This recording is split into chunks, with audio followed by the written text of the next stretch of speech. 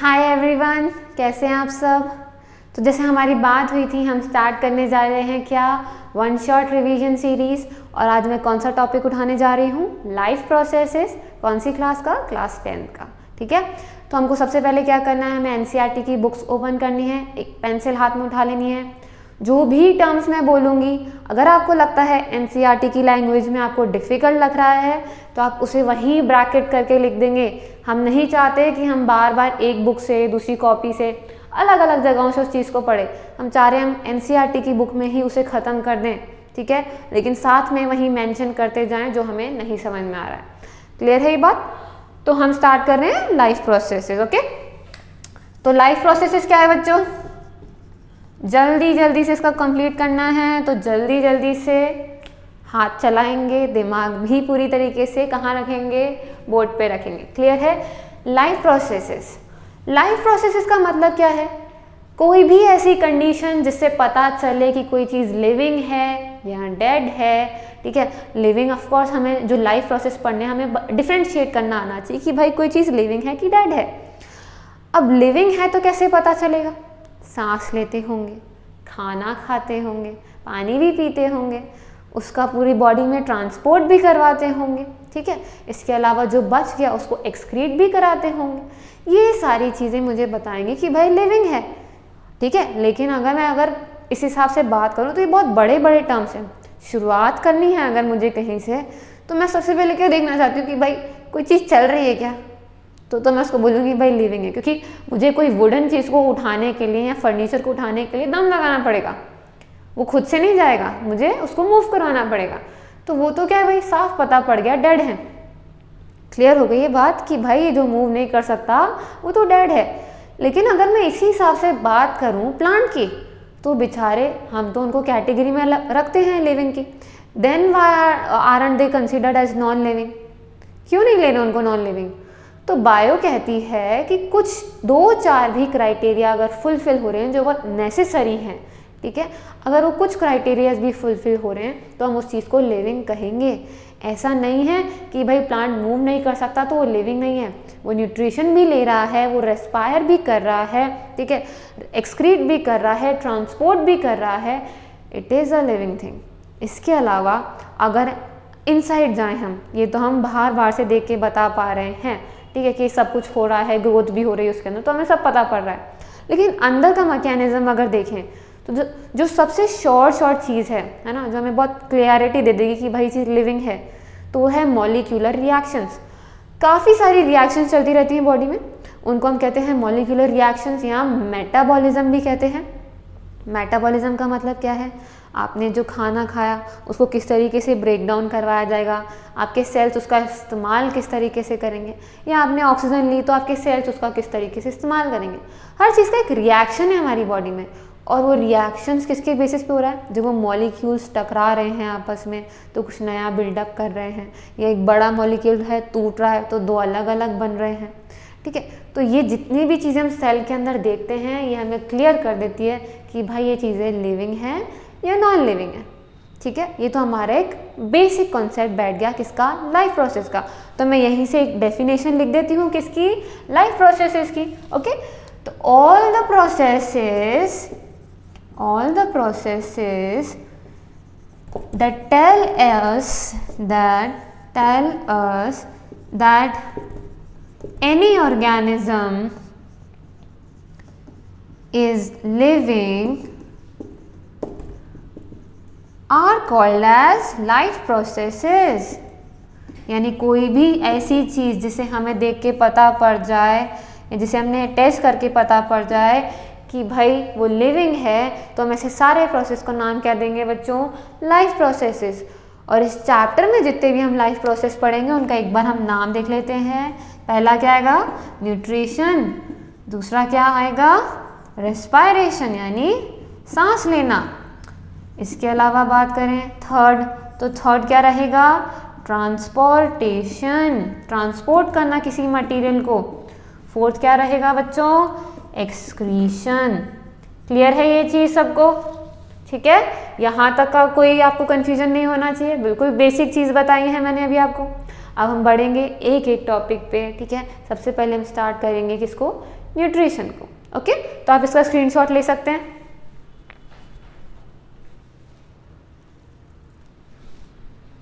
अब अगर मैं बात करूं फर्स्ट टॉपिक की, दैट वाज न्यूट्रिशन। तो बच्चों न्यूट्रिशन का मतलब क्या होता है? खाना खाना है ना। हम सभी वो बुखर प्रजाति में आते हैं, हम सबको पिज़्ज़ा बर्गर सब कुछ चाहिए, सारा दुनिया भर का जंक फूड खाना है हमें, पानी पताशे खाने हैं हमें, पिज़्ज़ा खाना है। बाय द वे मैं भी उसी कैटेगरी में आती हूँ, I am a pizza lover, right, as you all know. कोई बात नहीं चलता रहता है। अब न्यूट्रिशन की बात करें तो न्यूट्रिशन का मतलब क्या है? खाना खाना, सिर्फ खाना खाना। उस खाने से मिलने क्या वाला है? हम खा क्यों रहे हैं भाई? एनर्जी, बॉडी बिल्डिंग फूड्स, ठीक है, एनर्जी मिल रही है, आपकी बॉडी बन रही है, डेवलप हो रही है, आपकी हाइट वाइट सब बढ़ रही है, मस्त है ना। ये सब कौन कर रहा है? सारे न्यूट्रिएंट्स ही तो कर रहे हैं। आप किसी एक न्यूट्रिएंट को छोड़ के देखिए, आपको पता पड़ जाएगा आपकी बॉडी में उस चीज़ की कमी होने से क्या क्या नुकसान होगा। तो हम जब न्यूट्रिशन की बात करते हैं, हम एक और टर्म की बात करते हैं, दैट इज बच्चों बैलेंस्ड डाइट। अब बैलेंस्ड डाइट क्या होता है? अच्छा चलो पहले हम न्यूट्रिशन को डिफाइन करते हैं। तो न्यूट्रिशन के लिए हम लिख सकते हैं एनी प्रोसेस या फिर process in which we intake food और द न्यूट्रिएंट्स, ठीक है, और the food or the nutrients to provide us energy। काफ़ी सारी हमको क्या चाहिए? Energy, as well as to do our different functions। हमें बहुत सारे अलग अलग काम भी करवाने हैं, ठीक है। तो उन सब के लिए हमें क्या चाहिए? हमें खाना खाना पड़ेगा। खाना खाएंगे तो एनर्जी आएगी, एनर्जी आएगी तभी तो सारे काम होंगे, राइट। तो अब एक यहाँ पे हम टर्म देख रहे हैं न्यूट्रिएंट्स। अब न्यूट्रिएंट्स का मतलब क्या है बच्चों? न्यूट्रिएंट्स क्या है? Nutrients are the substances which help us to provide energy. यही तो वो सब्सटेंस है जो हमें एनर्जी दिलवा रहे हैं। क्लियर है बात? अब मैंने कहा था बैलेंस डाइट। बैलेंस डाइट का मतलब है बच्चों हमें सिर्फ एक ही चीज़ नहीं खानी है, यानी हमें सिर्फ स्वीट्स, चॉकलेट्स, पिज़्ज़ा, बर्गर सिर्फ यही नहीं खाना है, हमें अच्छी चीज़ें भी खानी है। अब अच्छी चीज़ों से मतलब क्या है? हमें चाहिए right amount, quantity as well as quality, ठीक है। किस चीज़ की? कार्बोहाइड्रेट्स की, प्रोटीन्स की, फैट्स की, विटामिन्स की, मिनरल्स की और पानी की। अगर ये सारी चीज़ें सही अमाउंट में नहीं ली तो गड़बड़ हो जाएगी बहुत अंदर। समझ रहे हैं हम बात? हमें सब कुछ सही मात्रा में चाहिए, चाहे कार्बोहाइड्रेट हो जाए चाहे कुछ भी हो जाए। क्लियर है? ऐसा नहीं कि हम पूरा दिन भाई बैठ के पिज़्ज़ा खा रहे हैं या फिर सिर्फ बर्गर ही खाए जा रहे हैं और किसी चीज़ से मतलब ही नहीं हमें। सब्जी मम्मी बनाई है, छी कौन खाएगा ये बकवास चीज़ें, ये सब है ना, बस यही सोचते हैं हम। लेकिन ऐसा नहीं है, हमें सब कुछ खाना है, परफेक्ट अमाउंट में भी खाना है। तो बैलेंस डाइट का मतलब लिख सकते हैं बच्चों अपन यहाँ पे, balance diet is the right amount of all the nutrients in our diet। यानी हम जो भी खा रहे हैं उसमें हर चीज़ का एक प्रॉपर अमाउंट होना चाहिए। अब प्रॉपर अमाउंट कैसे पता होगा हमें? हमें सबसे ज़्यादा क्या चीज़ चाहिए? तो मैं उसके लिए एक फॉर्मेट लिख रही हूँ, दैट इज क्लिप। इसको दिमाग में बिठा लेंगे। क्लिप का मतलब क्या है बच्चों? कार्बोहाइड्रेट, ठीक है। LI का मतलब क्या है बच्चों? लिपिड। और P का मतलब क्या है बच्चों? प्रोटीन। लिपिड्स को हम और क्या कहते हैं? फैट भी कहते हैं। हम इसी ऑर्डर में बात करते हैं। विटामिन्स, मिनरल्स और पानी को हम रेगुलेटिंग फूड्स में बात करते हैं। वो हमें एनर्जी नहीं देते, वो हमारी बाकी चीज़ों में हेल्प करते हैं। फॉर एग्जांपल खाना इजीली डाइजेस्ट करवाने में, ठीक है, किसी चीज़ को मूवेबल या पैसेबल बनाने में, जैसे पानी काम आएगा। तो वो एनर्जी गिविंग या बॉडी बिल्डिंग फूड नहीं है, वो हमारे रेगुलेटिंग फूड्स हैं। तो C की बात करें, दैट इज़ कार्बोहाइड्रेट। सबसे एक तरीके से हम बात करें, इनकी एनर्जी के अमाउंट्स बहुत अलग अलग हैं। लाइक फॉर एग्जांपल बात करूं कार्बोहाइड्रेट की, लगभग 4.1 किलो कैलोरी की यहाँ पे एनर्जी आ रही है हमारे पास। इसकी बात करूँ लिपिड की तो लगभग 9.1 किलो कैलोरी की एनर्जी आ रही है। और प्रोटीन्स की बात करूँ तो लगभग 1.6 किलो कैलोरी की एनर्जी प्रोवाइड हो रही है, ठीक है। तो अगर हम देखें तो सबसे ज़्यादा एनर्जी हमें प्रोवाइड करा रहे हैं लिपिड, और उसके बाद कार्बोहाइड्रेट, उसके बाद प्रोटीन। लेकिन स्टिल मेरी बॉडी सबसे पहले कार्बोहाइड्रेट का इस्तेमाल करेगी, देन लिपिड्स का, और लास्ट में प्रोटीन का। ऐसा इसलिए है क्योंकि जो कार्बोहाइड्रेट है वो ईजीली डाइजेस्ट हो सकते हैं, उनके जो मॉलिक्यूलर स्ट्रक्चर्स हैं वो ईजीली डाइजेस्ट करवाए जा सकते हैं। जबकि जो फैट्स यानी लिपिड्स हैं वो देते तो बहुत ज़्यादा एनर्जी है, बट स्टिल उनको तोड़ने में बहुत ज़्यादा समय लगेगा। तो इमरजेंसी की कंडीशन में उसको कैसे यूज़ कर सकते हैं हम भाई? मान लो मुझे हॉस्पिटल में एडमिट किया गया, मान लो, ठीक है, तो अब क्या होगा? वो ग्लूकोज लगाएगा या कि बटर घी वगैरह प्रोवाइड करेंगे मेरी बॉडी को? ऑफकोर्स ग्लूकोज देंगे। इजीली टूटेगा, जितना जल्दी टूटेगा उतनी जल्दी एनर्जी आएगी, फिर मैं उतनी जल्दी दौड़ते भागते वापस आपको पढ़ाने आ जाऊंगी, है कि नहीं? है ना? तुम तो चाह रहे होगे कि भाई मैम बटर वाला ही ऑप्शन चूज करें ताकि वो लेट आए। सही बोल रही हूँ ना? तो ये क्या हो गया बच्चों, हमारा न्यूट्रिशन का पार्ट, ठीक है। हमें कौन कौन से न्यूट्रिएंट्स लेने उसके बारे में बात मैंने आपको बता दिया। कार्बोहाइड्रेट और फैट क्या है? एनर्जी गिविंग फूड है। प्रोटीन जो है हमारे लिए क्या है? बॉडी बिल्डिंग फूड है। विटामिन मिनरल्स क्या है? हमारे लिए रेगुलेटिंग फूड है, क्योंकि वो कम मात्रा में चाहिए, क्योंकि वो सिर्फ डाइजेशन वगैरह में हेल्प करते हैं, या अगर कुछ और आपकी कोएंजाइमेटिक एक्टिविटीज़ रहती हैं, ठीक है, उनमें भी हेल्पफुल है। और अगर जैसे हम सलाद की बात करें तो सलाद में आपके क्या होते हैं? रफेजेस, फाइबर्स, वो आपकी पैसेज को, खाने का जितना पैसेज है उसको ज़्यादा जल्दी एक तरीके से मूवमेंट करवाते हैं ताकि वो इजीली डाइजेस्ट हो पाए हर एरिया में। ओके, आप इसका स्क्रीनशॉट ले सकते हैं। अच्छा, तो अब देखते हैं हम न्यूट्रिशन का अगर हम एक फ्लो चार्ट बनाएंगे तो कैसे बनेगा, जल्दी जल्दी से उसको समझते हैं, ठीक है। न्यूट्रिशन के अगर मैं मोड्स की बात करूं तो हम बच्चों 2 मोड्स देखते हैं, किसके? न्यूट्रिशन के। पहला मोड ऑफ न्यूट्रिशन क्या है? Autotrophic mode of nutrition. Autotrophic मतलब कोई भी ऐसे ऑर्गेनिज्म जो अपना खाना खुद बना सकते हैं, ठीक है, जिनको किसी पर डिपेंड नहीं होना पड़ता, उनको हम बोलते हैं ऑटोट्रॉफिक। तो they can make their own food. मैं उसको शॉर्ट में लिख रही हूँ क्योंकि हमें जल्दी जल्दी से इसको कवर करना है। तो autotrophic can make their own food. जबकि हेट्रोट्रॉफिक कौन होते हैं बच्चों? जो किसी पे डिपेंड कर रहे हैं। Heterotrophic, they depend on others for food।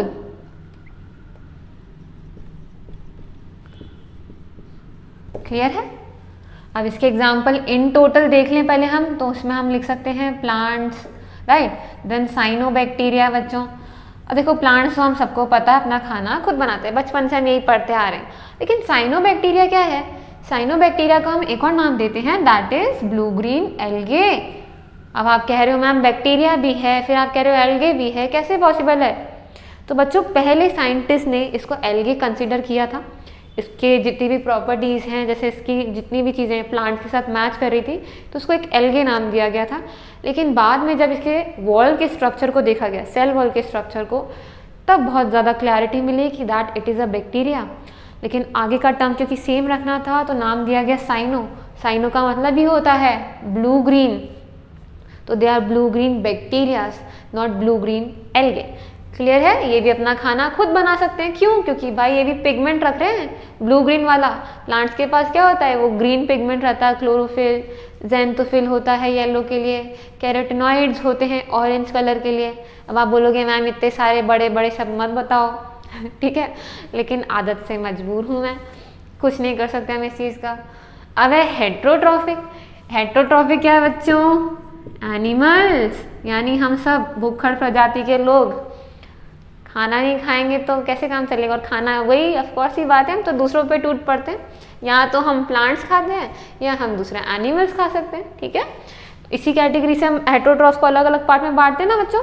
Herbivores वो हैं जो प्लांट्स को खाते हैं, कार्निवोर्स वो हैं जो फ्लैश ईटिंग हैं, और अगर हम बात करें ओमनीवोर तो हम किसमें आते हैं? ओमनीवोर्स में, क्योंकि हम प्लांट्स और एनिमल्स दोनों पे डिपेंड करते हैं पूरी तरीके से। तो अच्छा, हम ऑटोट्रॉफी को भी फर्दर बांट सकते हैं 2 पार्ट्स में बच्चों। पहला है फोटोसिंथेटिकली ऑटोट्रॉफिक। क्या हो गया? Photosynthetically autotrophic. और दूसरा क्या है? कीमोसिंथेटिकली ऑटोट्रॉफिक। ठीक है, फोटो बस हमें रटना नहीं है, हमें शब्द का मतलब पता होगा ना, तो जितना भी हमारा काम है वो कंप्लीट है। ठीक है, तो फोटो मतलब क्या होता है बच्चों? लाइट।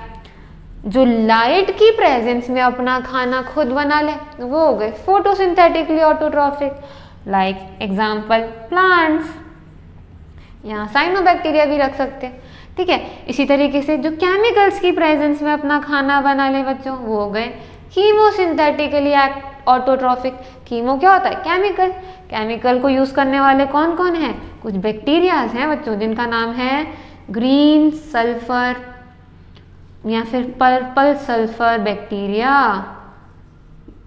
ठीक है, ये क्या हो गए आपके? कीमोसिंथेटिकली ऑटोट्रॉफिक। इसी तरीके से हम हेटेरोट्रॉफ्स को भी 3 पार्ट में बांट देते हैं। पहले क्या है? सेप्रोफाइटिक। पहला है सेप्रोफाइटिक। सेप्रोफाइटिक का मतलब क्या होता है बच्चों? जो अपना खाना किसी डेड या डिकेइंग ऑर्गेनिज्म से ले उसको हम बोलेंगे सेप्रोफाइटिक। ले तो बना बनाया खाना रहे हैं, लेकिन किससे? डेड या डिकेइंग चीज से, सड़ती हुई चीजें, चाहे प्लांट्स के ही गिरे हुए पत्ते हैं, चाहे किसी एनिमल की डेड बॉडी है, उस पे जो फीड कर रहे हैं उनको हमने बोला सेप्रोफाइटिक। तो I am writing here they feed on dead and decaying organisms. तो इसका एग्जाम्पल क्या लिख सकते हैं हम? जैसे कि फंगस और फंगाई लिख रही हूँ मैं, और बैक्टीरिया होते हैं ना। हमको पता है जब भी हमको किसी चीज़ को डिकम्पोज करवाना है तो सबसे पहले कौन आते हैं भाई? ये दोनों महाशय, ये दोनों हमारी जैसे बुखार प्रजाति में है, इनको हर चीज़ डेड और डिकेइंग मतलब सब कुछ बना बनाया चाहिए इनको। ऐसा नहीं कि हमको कुछ मेहनत करनी पड़े, सब कुछ बना बनाया चाहिए। दूसरे भाई साहब आते हैं पैरासिटिक। ये भी कम नवाब नहीं है, ये भी नवाबों की कैटेगरी में आते हैं। अब नवाब कैसे? इनसे अलग कैसे हैं? They feed on living organism. भाई ये तो मारेंगे भी नहीं, लेकिन तब भी उसी पे फीड करेंगे, वो है पैरासिटिक। तो हम लिख रहे हैं यहाँ पे they feed on living organisms. और जिसके ऊपर ये रहते हैं उनको क्या बोलते हैं पता है हमें? जिसके ऊपर ये रह रहे हैं उसको हम बोलते हैं होस्ट। कहते हैं ना ये होस्ट करेगा शो को, तो इनकी पार्टी, पैरासाइट्स की पार्टी किसके ऊपर होती है? होस्ट के ऊपर होती है। ठीक है, तो जिसके ऊपर फीड कर रहे हैं उसका तो नाम क्या लिख रही हूँ मैं यहाँ पे? होस्ट। और खुद क्या है ये? पैरासाइट। तो इसके एग्जाम्पल्स क्या हो सकते हैं? लाइस यानी जुएं रहती है ना, ऊपर सर पे पार्टियां करती हैं। ठीक है, देन क्या है? लीच। लीच आपको पता है अगर बॉडी पे स्टिक हो गई तो पूरा ब्लड सक कर सकती है। कौन सा मटेरियल यूज करती है वो हमारी बॉडी से ब्लड को बाहर निकालने में? किसी को याद है ये चीज? हिपैरिन। क्या यूज करती है? हिपैरिन। देन हम बात करें होलोजोइक। तीसरा क्या है बच्चों हेट्रो में? होलोजोइक। होलो, होलो क्या बोलता है? कंप्लीट। ये दोनों महाशय नवाब थे, इन्होंने कहा कि मैं तो भाई डेड पे फीड करूंगा, मैं तो लिविंग पे फीड करूंगा, लेकिन बना बनाया खाना उठा रहे थे। ये बेचारे थोड़े सीधे साधे यानी हम जैसे। ठीक है, तो होलो मतलब जो कंप्लीट डाइजेशन करा रहे हैं। अब कंप्लीट डाइजेशन बोले तो खाना तोड़ेंगे भी खुद, एब्जॉर्ब भी खुद कराएंगे, एसिमिलेट भी खुद कराएंगे, यानी सब कुछ ये खुद कर रहे हैं। किसी का उठा के खाना नहीं खा रहे, कोई बोझ नहीं है हमारे ऊपर, एहसान नहीं लेते हम। ठीक है, तो they digest, absorb and assimilate. Assimilate का मतलब क्या होता है? इतना बड़ा सा शब्द बोल दिया मैंने। एसिमिलेट का मतलब होता है जो भाई खाना एब्जॉर्ब किया है उसको बॉडी इस्तेमाल भी तो करेगी, करेगी कि नहीं करेगी, है ना? तो they digest, absorb and assimilate their food. ठीक है, खुद से सब कुछ कर रहे हैं कंप्लीटली। एग्जाम्पल बच्चों ह्यूमंस, और एक और नाम लिख रही हूं मैं यहाँ पे, अमीबा। क्लियर है ये चीज? क्या क्या देखा? ऑटोट्रॉफिक, हेटेरोट्रॉफिक, खुद खाना बनाते हैं, दूसरों पे डिपेंड करते हैं। खुद खाना बनाने वाले भी दो, फोटो और कीमो। फोटो मतलब जो लाइट का इस्तेमाल करें, कीमो मतलब जो केमिकल्स का इस्तेमाल करें। हेट्रो में 3 हैं, सेप्रो, पैरासिटिक और होलोजोइक। सेप्रो का मतलब जो डेड पे फीड कर रहा, पैरासिटिक मतलब जो लिविंग पे फीड कर रहा, और होलो मतलब जो सब कुछ बेचारे खुद करवा रहे हैं, कोई नवाबों वाले ऐश नहीं है इनके। ठीक है, इसका स्क्रीनशॉट ले लेंगे हम। हाँ तो बच्चों हम स्टार्ट कर रहे हैं न्यूट्रिशन इन प्लांट्स। अब प्लांट्स में न्यूट्रिशन कौन से प्रोसेस से जाता है, उसका नाम क्या था, फोटोसिंथेसिस। क्या नाम है बच्चों, फोटोसिंथेसिस। तो जो फोटोसिंथेसिस है इसे हम क्या कह सकते हैं, कैसे डिस्क्राइब कर सकते हैं, तो it is the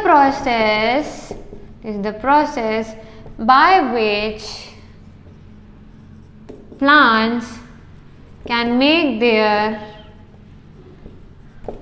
own food with the help of sunlight,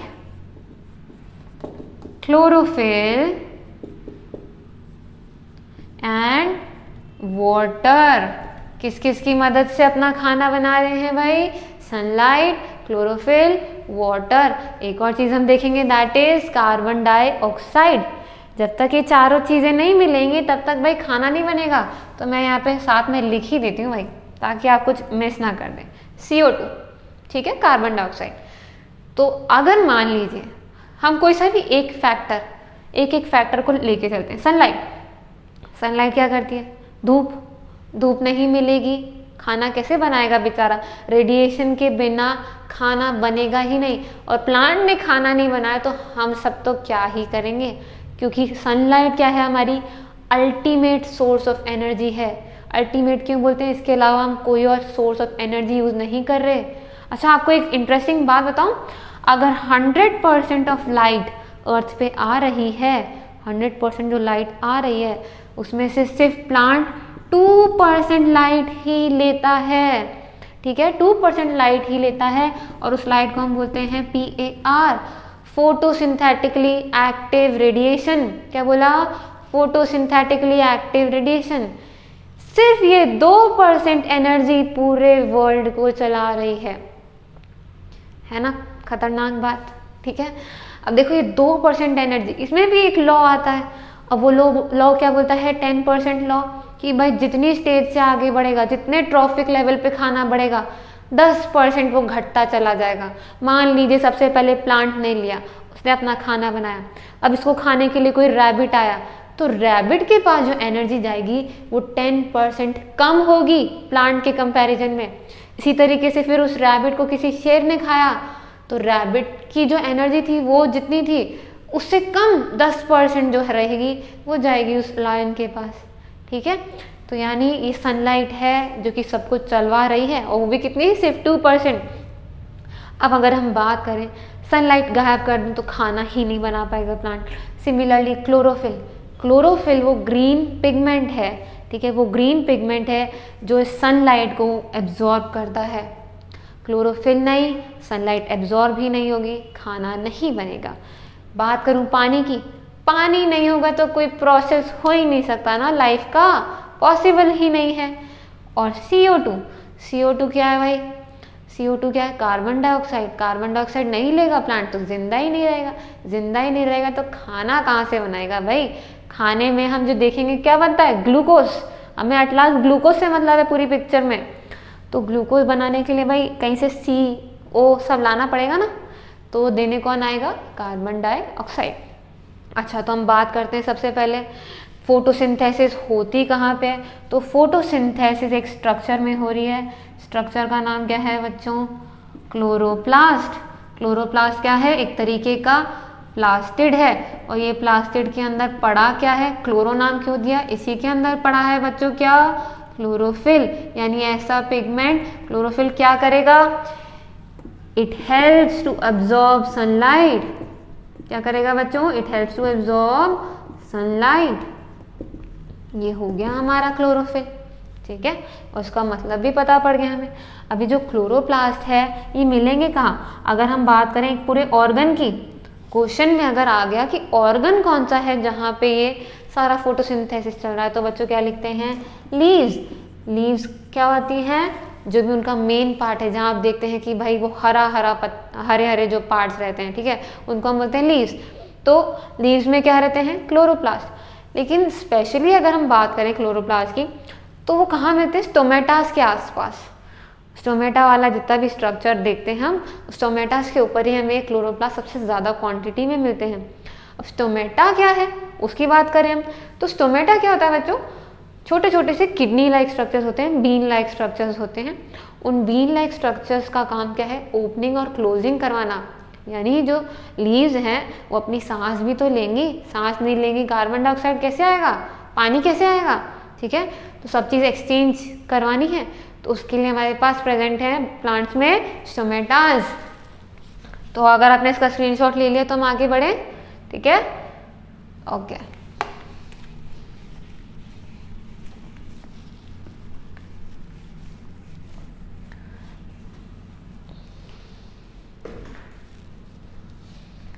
देखिए क्या आ गया, मैंने बात की आपके साथ स्टोमेटास की। एक बेचारा कुछ ज़्यादा मोटा हो गया पर एक कुछ ज़्यादा पतला हो गया, इसने थोड़ा खाना कम खाया होगा, कोई नहीं। ये बता दिए मैंने इसके ऊपर क्लोरोप्लास्ट। ये छोटे छोटे आप सर्कुलर पार्ट देख रहे हैं, यही क्लोरोप्लास्ट है स्टोमेटा में। अभी कंप्लीट नहीं हुआ बच्चों, अभी इसके आसपास और भी सेल्स आएंगे ऐसे। अब देखिए ये हो गया कंप्लीट स्ट्रक्चर। होता क्या है? अच्छा मैं थोड़ा सा इसको और कंप्लीट सा कर दूं, ठीक है। तो अब देखिए ये जो आपको बीच में पोर दिख रहा है, ये एक्चुअल यूज का है, इसी को हम बोलते हैं बच्चों स्टोमेटल पोर। स्टोमेटल पोर हो गया, ठीक है। आसपास ये जो दोनों हम सेल देख रहे हैं जो किडनी शेप में है या बीन शेप में बोल सकते हैं, बीन शेप या kidney shape cells, they are called as guard cells. इनका नाम है गार्ड सेल्स। गार्ड कर रहे हैं हर चीज को, कोई भी चीज अंदर बाहर नहीं जा सकती इनके बिना पूछे। समझ गए आप बात? ये जो साइड में हमें सेल्स दिख रहे हैं इनका नाम क्या है बच्चों? Subsidiary cells. Subsidiary cells. Subsidiary मतलब सपोर्टिंग रोल। ये मेन हीरो है, सपोर्ट देने वाले भी तो चाहिए हमें, ऐसा थोड़ी कि हम अकेले सारी पिक्चर उठा लेंगे, है ना, सपोर्ट भी देना है। तो ये हो गए सब्सिडरी सेल्स। अब सब्सिडरी सेल्स क्या करते हैं? कुछ नहीं, थोड़ा बहुत हेल्प करवाएंगे कॉन्ट्रैक्शन रिलैक्सेशन करवाने में। करना किसको है कॉन्ट्रैक्ट रिलैक्स? इन दो महाशय को। अच्छा मैं इसकी कहानी बताऊं, इनके ऊपर ऐसे ना छोटे छोटे से ऐसे फाइबर लाइक स्ट्रक्चर्स होते हैं ऐसे। ये क्या करते हैं? इनको हम माइक्रोफिब्रिल्स बोलते हैं। इनका काम क्या है? जब भी अंदर, अगर मान लिया हम एक कहानी सोच के चलें, अगर मान लीजिए अंदर H2O का लेवल इन सेल्स में बढ़ गया, अंदर बहुत सारा पानी आ गया भर भर के, क्या हो जाओगे? फूल जाओगे, फूल गए। स्टोमेटास के जो गार्ड सेल हैं जब ये स्वेल होते हैं, ठीक है, पानी अंदर जब बहुत ज़्यादा है तो क्या होगा बच्चों? स्वेल होने पे चीज़ खुल जाएगी ना, फूल जाएगी ना, तो ये बीच का पोर दिखाई देने लगता है, ठीक है। तो अपन लिख सकते हैं स्टोमेटा ओपन्स। और भाई इनका पानी छीन लोगे, इनको बिल्कुल ही ख़त्म कर दोगे तो क्या होगा? ये ऐसे छोटे से सिकुड़ जाएंगे, इनका स्ट्रक्चर कुछ ऐसा हो जाएगा फिर बाद में, भाई इनके पास जगह ही नहीं बचेगी अंदर। अब इतना सा तो पोर खुला, इसमें क्या एक्सचेंज होगा? कुछ भी नहीं होगा। तो ये बंद हो गए। बंद हो गए तो हम क्या कह सकते हैं? जब H2O अंदर कम है, दे विल श्रिंक। श्रिंक होंगे तो स्टोमेटा भाई क्या हो जाएगी? क्लोज हो जाएगी। यानी स्टोमेटा की ओपनिंग और क्लोजिंग किस पे डिपेंड कर रही है? Very important question. पानी की प्रेजेंस पे, कितना पानी अंदर है उस पे डिपेंड कर रही है कि बस स्टोमेटा भी खुलेगा कि बंद होगा। क्लियर है ये बात? अब हम बात कर रहे थे इसके ऊपर जो क्लोरोप्लास्ट है उसकी। ये तो हमारा हो गया पूरा स्टोमेटा, ये है हमारे क्लोरोप्लास्ट। और क्लोरोप्लास्ट में क्या था? क्लोरोफिल था। क्लोरोफिल सनलाइट एब्जॉर्ब कर रहा था, ठीक है। अब इसका स्क्रीनशॉट ले लीजिए। ओके बढ़ते हैं आगे।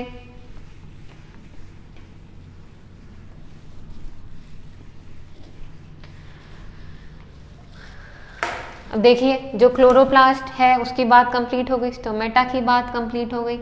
अब देखिए होगा क्या, अगर हम बात करें फोटोसिंथेसिस की, तो मान लीजिए ये एक लीफ है। क्या है ये? एक लीफ। अब ये मत कहना बड़ी बेकार सी टेढ़ी मेढ़ी सी बनाई, इसलिए बनाई ना कि अभी मैं सनलाइट भी तो दिखाऊंगी। तो ये हमारी लीफ है, ऐसी सुंदर ही है, ठीक है। आ गई भाई सनलाइट, ऐसे भर भर के सनलाइट आएगी, ठीक है, कमी नहीं छोड़ते हम किसी चीज़ में। अब जो मैंने कहा स्टोमेटा, स्टोमेटास क्या होते हैं? पोर्स, ठीक है, which help in exchange of gases as well as water, यानी आपकी हर चीज़ में हेल्प करवा रहे हैं प्लांट में। तो स्टोमेटास दोनों सरफेस पे होते हैं, ऊपर जो हमें दिख रहा है उस पर भी, नीचे जो होता है उसमें भी। लेकिन एक जो छोटा सा फैक्ट बता दूं, नीचे ज़्यादा होते हैं स्टोमेटा। क्यों भाई, क्यों ऐसा है? क्योंकि जो सनलाइट पड़ेगी, क्योंकि वो पानी भी खिंचवा रही है ना, मैंने कहा पानी का भी एक्सचेंज हो रहा है, तो ज़्यादा पानी इवेपोरेट हो गया तो बेचारा मर जाएगा ना प्लांट, हम नहीं चाहते ऐसा हो। तो नीचे रखो ना स्टोमेटा, तुमको क्यों ऊपर दिखाना है दुनिया को, नीचे रखो, नीचे रख लिया हमने, ठीक है। अब पड़ी सनलाइट, उस टोमेटा के ऊपर पड़ी, या उस टोमेटास के ऊपर क्या थे बच्चों? अगर हम स्टोमेटा की जगह भी मान ले कि हम एक एक क्लोरोप्लास्ट का स्ट्रक्चर देख रहे हैं, मान लो क्लोरोप्लास्ट पे ऐसे लाइट पड़ गई। अब क्लोरोप्लास्ट में था क्लोरोफिल, तो उसने कर ली एनर्जी को एब्जॉर्ब। एनर्जी एब्जॉर्ब किसके फॉर्म में की? मैं आपको पूरा प्रोसेस बता रही हूँ बच्चों फोटोसिंथेसिस का, है ना। तो उसने एनर्जी एब्जॉर्ब की लाइट एनर्जी के फॉर्म में। अब करेगा क्या उस लाइट एनर्जी का? कुछ नहीं करेगा, उसको केमिकल में बदल देगा। ऐसे थोड़ी हमारी बॉडी लाइट के फॉर्म में उसको अंदर घुमाएगी। क्या चाहिए हमें? केमिकल चाहिए एट लास्ट, है ना। तो केमिकल एनर्जी में उसको कन्वर्ट करवाया जाएगा। अब केमिकल एनर्जी में तो ये सब कन्वर्ट हो गए, लेकिन अभी पानी भी तो है, पानी भी तो यूज़ करना है हमें, ठीक है। तो जो पानी है H2O, फिर उसको स्प्लिट करवाएंगे हम। स्प्लिट मतलब तोड़वाना, ये केमिकल एनर्जी से हम उसको तोड़वाएंगे। अब तोड़वाएंगे तो ये क्या बनेंगे भाई साहब? ये बनेंगे H2, और क्या बच जाएगी? और क्या बचेगी बच्चों? ऑक्सीजन, ठीक है। अब ये 2H2 बन गया, ऑक्सीजन बन गया। ऑक्सीजन तो भाई इवॉल्व हो जाएगी, जो हम इस्तेमाल करेंगे, हम तो हर चीज़ के लिए बैठे हैं, ठीक है, ऑक्सीजन का इस्तेमाल करेंगे। अब क्या होगा? साथ में इलेक्ट्रॉन्स भी आएंगे, तो हम करवाएंगे अब reduction of carbon dioxide. Reduction होके क्या बनाएंगे हम एंड में? इन सारी चीज़ों को यूज़ करवा के क्या बनाएंगे? C6H12O6, that is glucose. तो अगर मैं पूछूं भाई कि हम जो कार्बन डाइऑक्साइड यूज़ कर रहे हैं, पानी इस्तेमाल कर रहे हैं, उसे हम कितने ग्लूकोज मॉलिक्यूल बना रहे हैं? सिर्फ और सिर्फ एक ग्लूकोज का मॉलिक्यूल बना रहे हैं। मैं इसकी पूरी रिएक्शन लिख दूं यहाँ पे, तो हम यहाँ पे लिख रहे हैं भाई 6CO2 plus 12H2O will give C6H12O6 plus 6H2O plus 6O2। ये क्या हो गई? आपकी फोटोसिंथेसिस की reaction, and it is utmost important. आपको क्या क्या याद रखना है, क्या क्या चीज़ें इस्तेमाल हो रही हैं, किसकी प्रेजेंस में? सनलाइट लिख देती हूँ मैं, और क्लोरोफिल लिख देती हूँ मैं यहाँ पे, ठीक है। ये सब चाहिए। मॉलिक्यूल्स याद रखने हैं, 6 किसके? कार्बन डाइऑक्साइड के, 12 किसके? पानी के। बाद में क्या बन रहा है? एक ग्लूकोज का मॉलिक्यूल, 6 वाटर के मॉलिक्यूल्स, और 6 ऑक्सीजन के मॉलिक्यूल्स बन रहे हैं, ठीक है। ये सब हमें एनर्जी, या एट लास्ट में बोलूँ प्लांट्स को एनर्जी प्रोवाइड करा रहे हैं, ठीक है। ये आपका क्या हो गया बच्चों? फोटोसिंथेसिस का पूरा पार्ट हो गया, यानी न्यूट्रिशन इन प्लांट्स कैसे पॉसिबल है, कैसे लेते हैं वो अपना खाना, ठीक है। अब आगे बढ़ते हैं, आप इसका स्क्रीनशॉट ले लीजिए जब तक।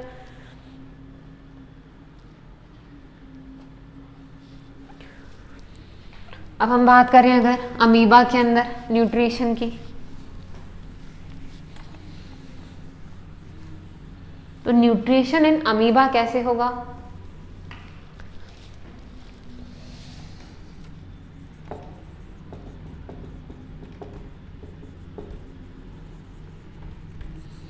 जल्दी से देखते हैं अमीबा को। अमीबा कैसा होता है भाई? टेढ़ा मेढ़ा सा बेचारा एक प्राणी है, कुछ नहीं रखा उसकी जिंदगी में, ऐसा ही है वो तो, ठीक है। अब हम मान लेते हैं ये एक अमीबा है, बीच में उसका एक न्यूक्लियस है। अमीबा कौन सी कैटेगरी में आता है भाई? प्रोकैरियोटिक। प्रोकैरियोटिक मतलब ये न्यूक्लियस ऐसा इतना अच्छा दिखाई नहीं देगा, मैंने ज़बरदस्ती इतनी मेहनत कर दी इस पर। हम ऐसे छोटा सा वो ऐसे थोड़ा सा कहते हैं ना कि ढंग से नहीं दिखाई देता प्रोकैरियोट में न्यूक्लियस, तो बस ये बना दिया मैंने तो इसको, ठीक है। ज़्यादा मेहरबान हो गई थी मैं इसमें पहले। तो ये अमीबा जो है, इस महाशय की खासियत क्या है?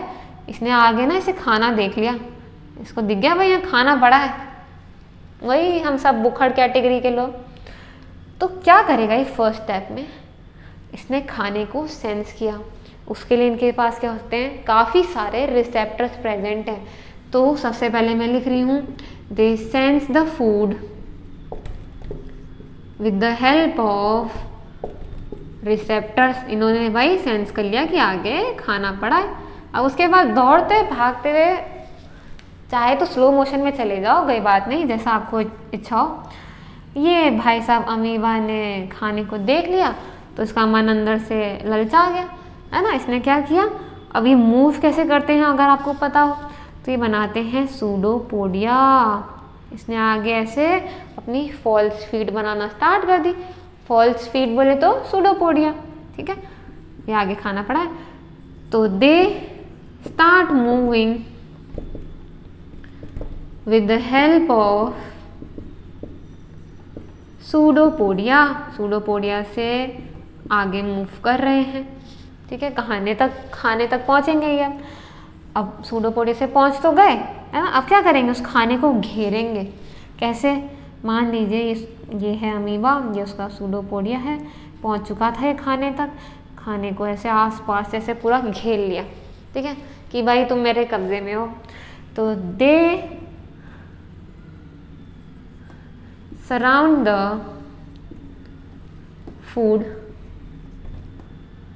with their pseudopodias। मैं बार बार क्या कह रही हूँ? सूडोपोडिया को फॉल्स फीड, फॉल्स सूडोपोडिया मतलब पैर, फॉल्स नकली पैर बनाते हैं। क्यों नकली क्यों बोल रही हूँ मैं? क्योंकि अंदर का साइटोप्लाज्म जो रहता है अमीबा के अंदर, उसी को ये फॉल्स फीड आगे से पैरों के जैसे शेप कन्वर्ट करवा देते हैं और उससे ही मूव करते हैं, बार बार कॉन्ट्रैक्ट रिलैक्स करके, ठीक है। अब खाना सराउंड हो गया इनका। तो हमने ये स्ट्रक्चर्स पहले बनाए थे ना बच्चों, ये क्या है? बेसिकली है फूड वैक्यूल। अब क्या होगा? ये जो सूडोपोडिया था इसने तो अंदर से लिया ही था, लेकिन ये पूरा फूड वैक्यूल ऐसे आएगा और खाने को अंदर ले लेगा। करी ना इसने चालाकी, ठीक है। इसने क्या किया? surround the food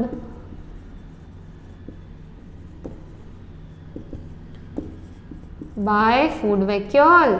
food vacuole को आसपास घेर लिया, ठीक है। और इसमें क्या होते हैं बच्चों? इसी फूड वैक्यूल में होते हैं उसके डाइजेस्टिव एंजाइम्स। ये डाइजेस्टिव एंजाइम क्या करेंगे? खाने को डाइजेस्ट कराएंगे, ठीक है। तो दिस विल सिक्रीट, यानी this food vacuole will secrete digestive enzymes, ठीक है। डाइजेस्टिव एंजाइम क्या करा देंगे भाई? डाइजेशन करा देंगे, यानी इसने अपना खाना खा लिया और जब खाना खा लेगा तो उसी तरीके से फूड वैक्यूल वापस लेके आएगा और तोड़वा देगा। जितना भी पार्ट बच गया एक्सक्रीट भी हो गया। यानी खाना पहले घेरो फूड वैक्यूल बनाओ, फूड वैक्यूल से सारे एंजाइम डालो भर भर के ताकि खाना टूटे। खाना यूज हो गया तो फिर फूड वैक्यूल बना के जो खाना बच गया वेस्ट मटेरियल उसको बॉडी के बाहर करा दो। ये हो गया क्या? हमारा न्यूट्रिशन इन अमीबा। हम इसका स्क्रीनशॉट ले लेंगे।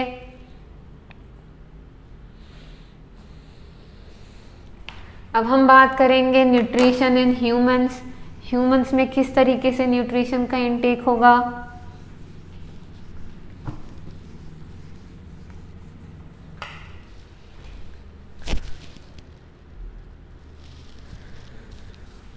न्यूट्रिशन इन बच्चों ह्यूमंस, ठीक है। आई होप मेरी स्पीड आपको ज़्यादा फास्ट नहीं लग रही हो, क्योंकि हमें पूरा चैप्टर कंप्लीट करना है ना, जिसमें भी हम अभी न्यूट्रिशन पे चल रहे हैं। होपफुली हम इसको जल्दी से कंप्लीट करेंगे। अच्छा, न्यूट्रिशन इन ह्यूमंस की बात करूँ तो ह्यूमंस में खाना इनटेक कहाँ होगा, डाइजेस्ट कहाँ होगा, उसके लिए हर एक पार्ट के लिए अलग अलग ऑर्गन्स हैं, ठीक है। तो सबसे पहले अगर हम ऑर्गन से स्टार्ट करें, दैट इज माउथ। माउथ क्या है? मुंह। मुंह में क्या होगा? आपके टीथ प्रेजेंट हैं, टंग प्रेजेंट है, सलाइवा है। ये सब क्या करेंगे? उस खाने को तुड़वाएंगे और मिक्सअप करवाएंगे। तो माउथ में अपन लिख सकते हैं, ठीक है, it helps in intake of food, खाने का इनटेक करवाया जा रहा है यहाँ से, ठीक है। अब माउथ में होता क्या है? टीथ होते हैं बच्चों। टीथ क्या करते हैं? They help in break down of food, break down करवा रहे हैं खाने का, ब्रेक डाउन ऑफ फूड। कौन कौन से टीथ हैं बच्चों हमारे पास? अगर एज एन ह्यूमंस की या कुछ जानवरों की बात करूं तो कौन कौन से टीथ हैं बच्चों?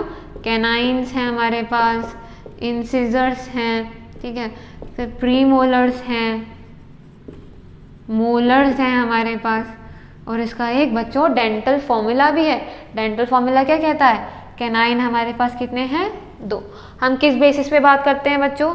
हम एक एक जॉ का भी राइट और लेफ्ट साइड देखते हैं। मतलब मान लीजिए एक अपर जॉ है, एक लोअर जॉ है, तो अपर जॉ में भी एक राइट साइड है, एक लेफ्ट साइड है। इसी तरीके से लोअर जॉ में भी राइट साइड है और लेफ्ट साइड है, ठीक है। तो उसके बेसिस पे हम एक फॉर्मूला लिखते हैं 2 फॉर कैनाइन्स। इंसिजर्स कितने हैं बच्चों? Sorry my mistake. इंसिजर्स कितने हैं बच्चों? 2। कैनाइन्स कितने हैं? 1, ठीक है। प्रीमोलर्स कितने हैं? 2 और मोलर्स कितने हैं? 3। इसी तरीके से नीचे वाले जॉ की भी अगर हम इस तरह से बात करें तो I is 2, C is 1, PM is 2 और M is यानी मोलर is 3।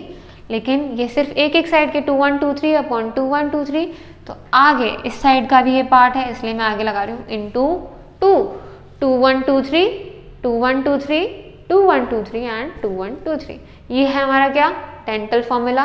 और आगे मैंने लिखी दिया है incisor, canine, premolar and molar. सबके अपने अपने काम है। ये ज़्यादातर चीज़ को कुतरने में मदद करते हैं। कैनाइन्स आपके किसी चीज़ को चीर फाड़, टीयरिंग एंड शेयरिंग में मदद करते हैं। प्रीमोलर आपको उसको मैस्टिकेट यानी अच्छे से चबाने में मदद करते हैं।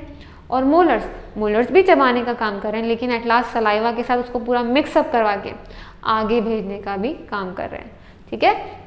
ये हो गए हमारे दांत, काम हो गया एट लास्ट खाने को तोड़ना, ठीक है। फिर मैं बात करूं अगर टंग की, तो टंग क्या करती है बच्चों? It helps in mixing of the food या roll down of the food. तो it helps in mixing and rolling down of the food.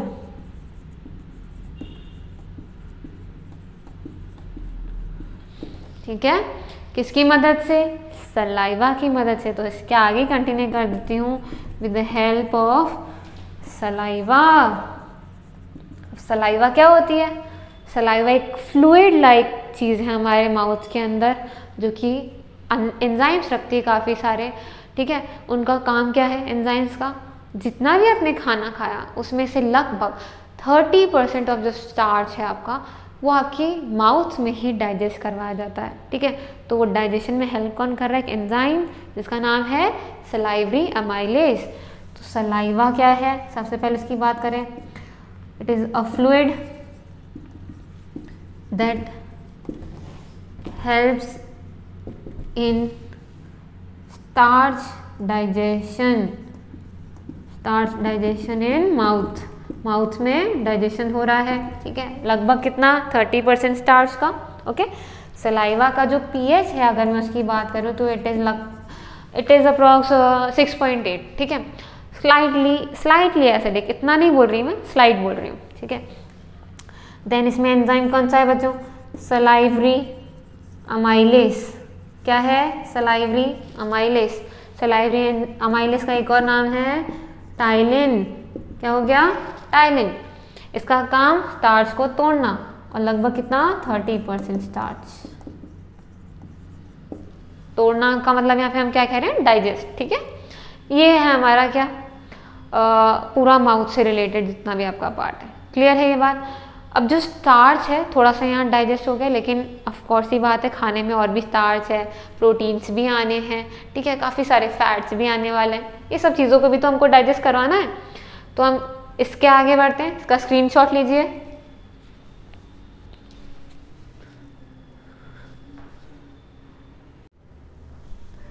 तो तो जो हमारा अमाइलेस है उसने अपना काम कर दिया, स्टार्च को तोड़ दिया, ठीक है। अब आगे कहानी कहाँ बढ़ेगी भाई, हम जाते हैं ईसोफेगस पे। ईसोफेगस को हम और क्या बोलते हैं बच्चों, फूड पाइप। अब फूड पाइप नहीं होगा तो खाना स्टमक तक कैसे पहुंचेगा, यानी ईसोफेगस का सिर्फ और सिर्फ एक काम है, जितना भी खाना या जितना भी बोलस ऊपर से आ रहा है, बोलस का मतलब क्या है, जो खाना टंग ने मिक्सअप किया विद सलाइवा उसे हम कहते हैं बच्चों क्या, बोलस। ये जो बोलस है उसका मूवमेंट कहाँ से हो रहा है, ईसोफेगस के थ्रू हो रहा है, तभी तो खाना स्टमक में पहुँचेगा। तो ईसोफेगस क्या है, it is a pipe where no enzymatic activity takes place। कोई enzymatic activity नहीं हो रही है, ठीक है। only the bolus is moved out only the bolus is moved through this pipe towards the stomach, यानी स्टमक तक खाना पहुंचाया जा रहा है, ठीक है। ये हो गया हमारा ईसोफेगस, ठीक है। अच्छा, जो मूवमेंट है, ये खाने का जो मूवमेंट हो रहा है बच्चों, इसका एक स्पेशल नाम है जिसको हम बोलते हैं क्या, peristaltic movement. Peristaltic movement basically किसके फॉर्म में होता है, वेव्स होती है, कॉन्ट्रैक्शन रिलैक्सेशन, कंटिन्यूसली जो आपका फूड पाइप है कॉन्ट्रैक्ट रिलैक्स करता रहता है और खाने को नीचे की तरफ पुश करवाता है। उसी मूवमेंट का नाम हो गया हमारा पेरिस्टैल्टिक मूवमेंट। अब जो पेरिस्टैल्टिक मूवमेंट है उससे हमारा खाना कहाँ पहुँच गया है, स्टमक की तरफ। स्टमक में खाना पहुँचा तो स्टमक के पास क्या खास है जिससे हमारा जो खाना है डाइजेस्ट होगा, उसके पास एक चीज़ है बच्चों जिसको हम बोलते हैं गैस्ट्रिक जूस। क्या बोलते हैं, गैस्ट्रिक जूस। अब इस गैस्ट्रिक जूस में है क्या क्या, अगर मैं बात करूं तो सबसे पहले इसके पास है HCl।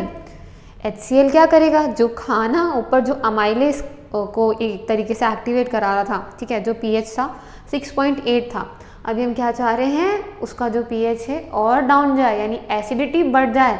एसिडिटी जितनी बढ़ेगी उतना ही यहाँ स्टमक के जो एंजाइम है वो एक्टिवेट हो पाएंगे, ठीक है। तो HCl क्या करेगा, it decreases the pH of food. इसने खाने का जो pH है उसको कम करा दिया, यानी एसिडिटी बढ़ा दी है। एसिडिटी क्या की है, इंक्रीज की है बच्चों, ठीक है।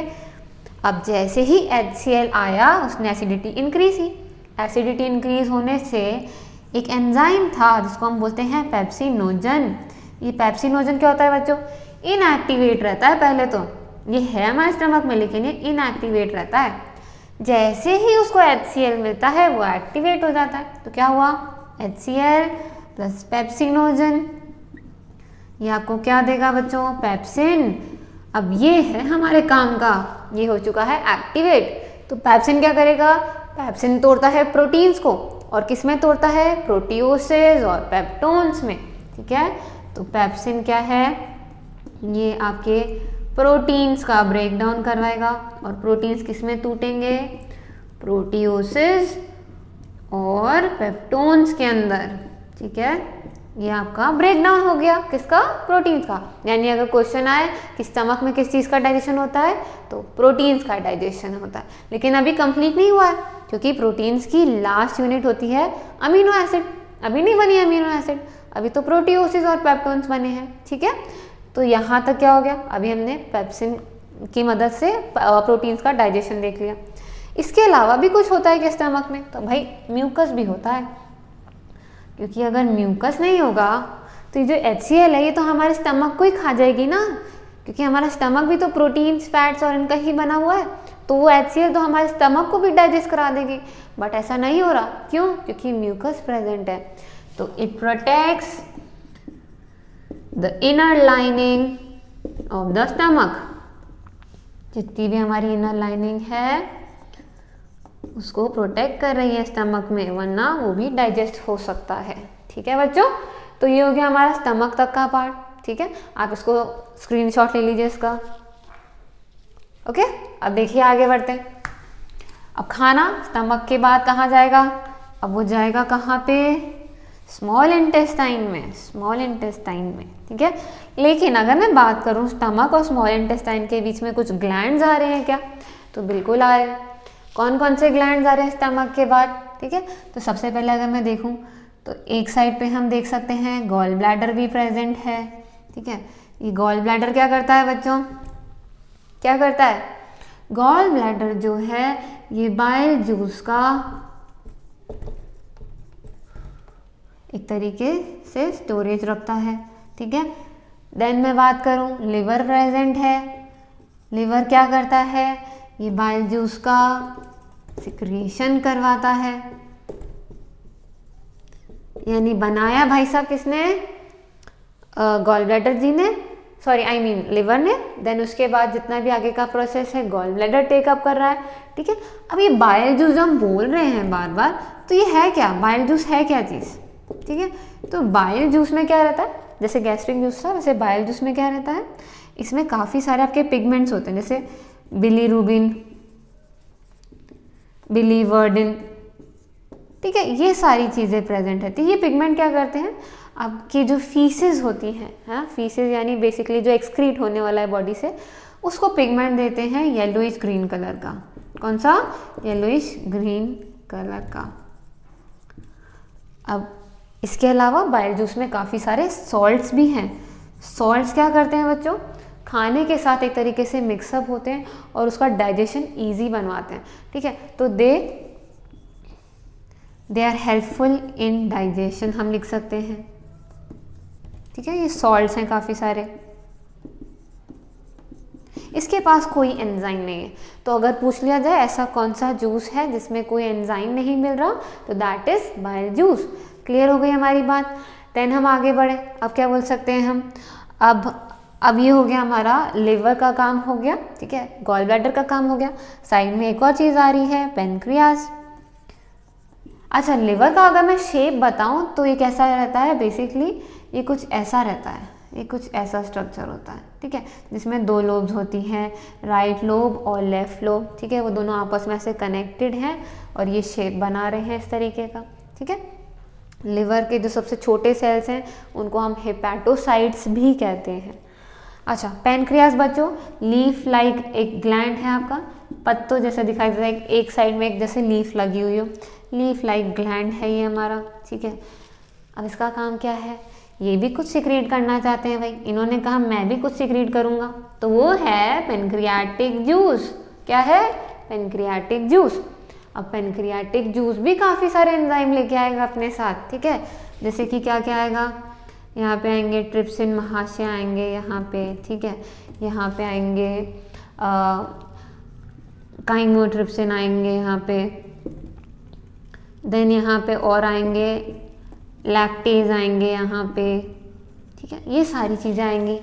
लेकिन ये सब भी एक तरीके से इनएक्टिव फॉर्म में आएंगे। अच्छा बच्चों, याद रखने का ट्रिक क्या है, ज़्यादातर जो SIN वाली जो चीज़ें हैं ये सब प्रोटीन्स को तोड़ रही हैं, जो पीछे ASE वाली चीज़ें हैं वो आपके कार्बोहाइड्रेट्स को तोड़ रही हैं, ठीक है। लेकिन एक बस लाइपेज देखेंगे जो लिपिड को तोड़ने के लिए, जैसा नाम कह रहा है LIP, लिपिड वाला, तो लाइपेज जो होगा वो आपके फैट को तोड़ेगा, ठीक है बच्चों।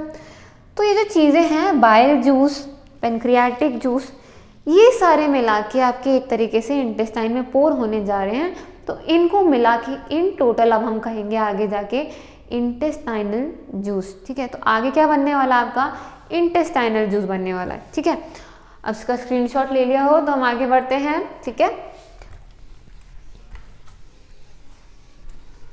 अब अगर हम स्मॉल इंटेस्टाइन की बात करें तो स्मॉल इंटेस्टाइन में कैसा pH चाहिए हमको चाहिए थोड़ा एल्कलाइन, यानी जो स्टमक की एसिडिटी थी भाई उसको हटाना है, तो हम लिख रहे हैं यहाँ पे स्मॉल इंटेस्टाइन में पहुँच चुके हैं हम। अब स्मॉल इंटेस्टाइन क्या है, it is a very coiled structure, it is a very coiled structure where digestion and absorption is completed, where digestion and absorption is completed। Clear है ये हमारी बात, ठीक है। जहाँ पे खाने का डाइजेशन कंप्लीट भी हो रहा है और उसका अब्जॉर्प्शन भी करवाया जा रहा है। तो बच्चों स्मॉल इंटेस्टाइन में 3 पार्ट होते हैं, 3 पार्ट्स होते हैं स्मॉल इंटेस्टाइन के, डिओडेनम, जेजुनम एंड इलियम, ये 3 पार्ट हैं बच्चों, ठीक है। अब जहाँ से मान लीजिए स्टमक एक तरीके से कंप्लीट हुआ,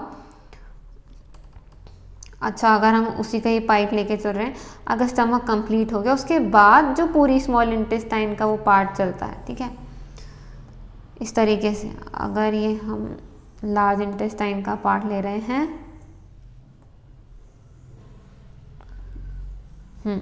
तो इस तरीके से आती है ना स्मॉल इंटेस्टाइन एंटर करती है, फिर वो नीचे की तरफ से, पीछे की तरफ से अपन बोल सकते हैं, ऐसे पूरा अंदर कॉइल की हुई होती है अंदर की तरफ, है ना, ऐसी बहुत ज़्यादा कॉइलिंग रहती है अंदर। इसी कॉइलिंग में 3 पार्ट हैं। शुरुआत वाला हिस्सा जो स्टमक से जुड़ा हुआ है, ठीक है, और अंदर घुस रहा है, उस हिस्से को हम बोलते हैं बच्चों डिओडेनम, ठीक है। फिर जो बीच वाला हिस्सा है थोड़ी बहुत कॉइलिंग में, वो है हमारा जेजुनम, और उसके बाद जो एंड वाला पार्ट है जो एट लास्ट आपकी स्मॉल इंटेस्टाइन को लार्ज से जुड़वाने वाला है, वो कहलाएगा हमारा इलियम। क्लियर है ये बात? Duodenum, jejunum, ileum. मैक्सिमम जो अब्जॉर्प्शन होता है खाने का वो होता है बच्चा जेजुनम में। मैक्सिमम अब्जॉर्प्शन कहाँ हो रहा है खाने का? जेजुनम के अंदर। क्यों? क्योंकि यहाँ पे क्या प्रेजेंट है बच्चों? विलाई। विलाई क्या होते हैं?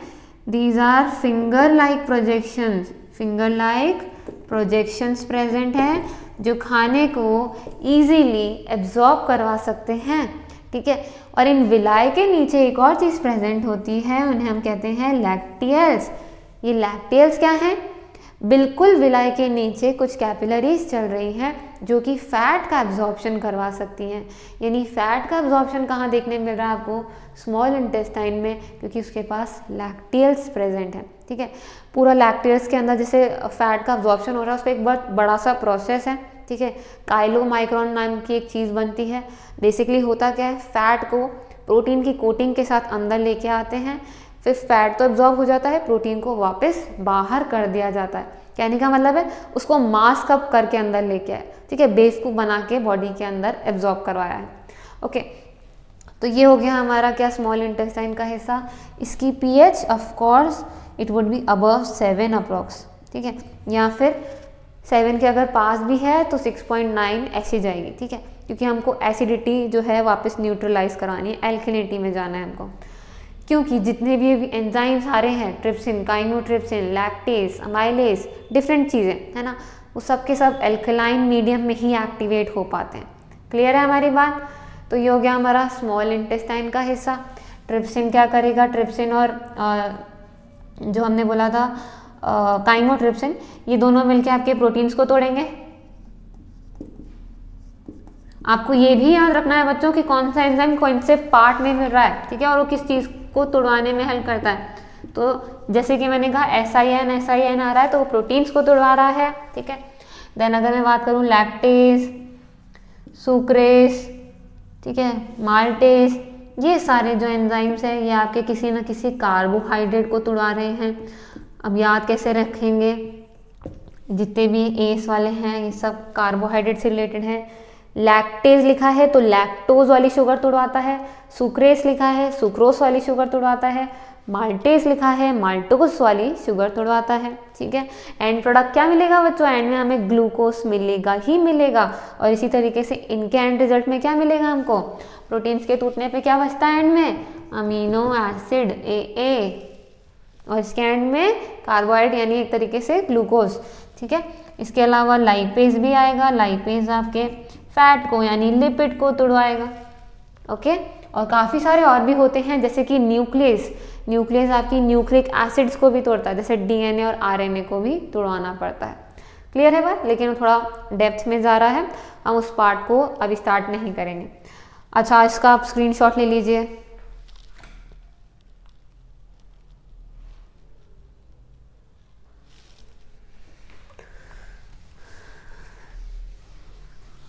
और जैसे कि हमने कहा था जो बाइल सॉल्ट्स हैं वो भी डाइजेशन में इजीली हेल्प करवाते हैं।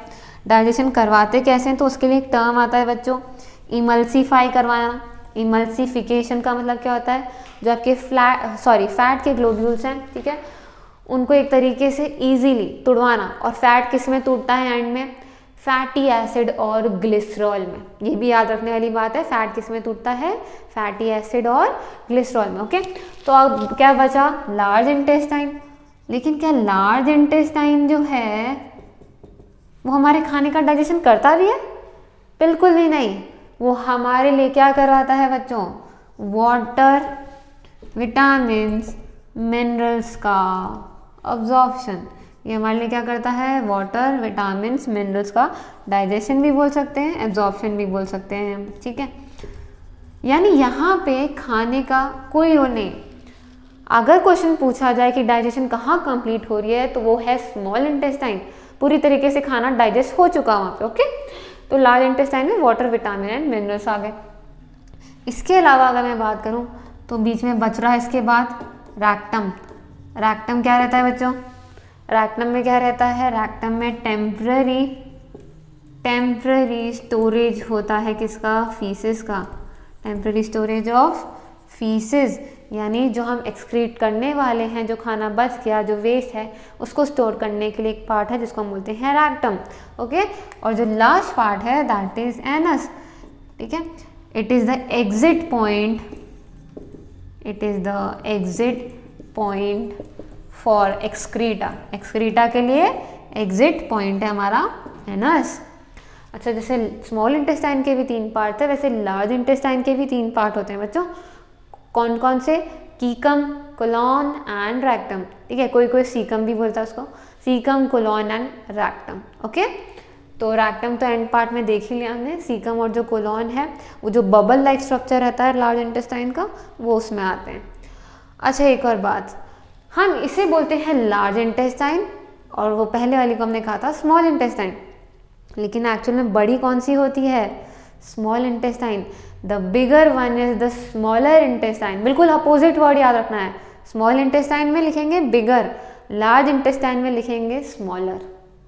समझ में आ गई हमें ये बात, ठीक है।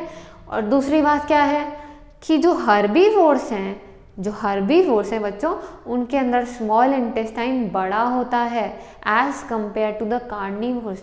ऐसा इसलिए है क्योंकि जो हर्बीवोर्स हैं, ठीक है, उनके अंदर उनको सेल्यूलोज का डाइजेशन करवाना रहता है, तो स्मॉल इंटेस्टाइन काफ़ी बड़ी रहती है, जबकि कार्निवोर्स में ऐसा नहीं है।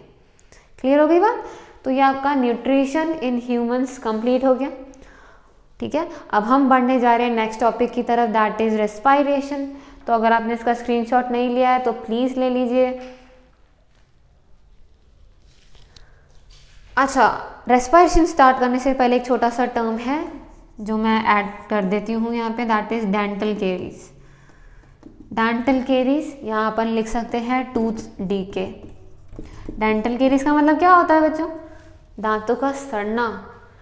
यानी अगर आप रात को कुछ भी खा रहे हैं, मतलब एज इन आपने पूरे दिन में कुछ खाया और आप उसको ब्रश नहीं कर रहे हैं, आपके दांतों पे सॉल्ट्स जमते जा रहे हैं, ठीक है, आपके गम्स के बीच बीच में, तो उसे हम क्या कहते हैं, डेंटल केरीज। क्योंकि आपके जो दांत है वो ख़राब होना स्टार्ट हो जाएंगे, सड़ना स्टार्ट हो जाएंगे, ठीक है।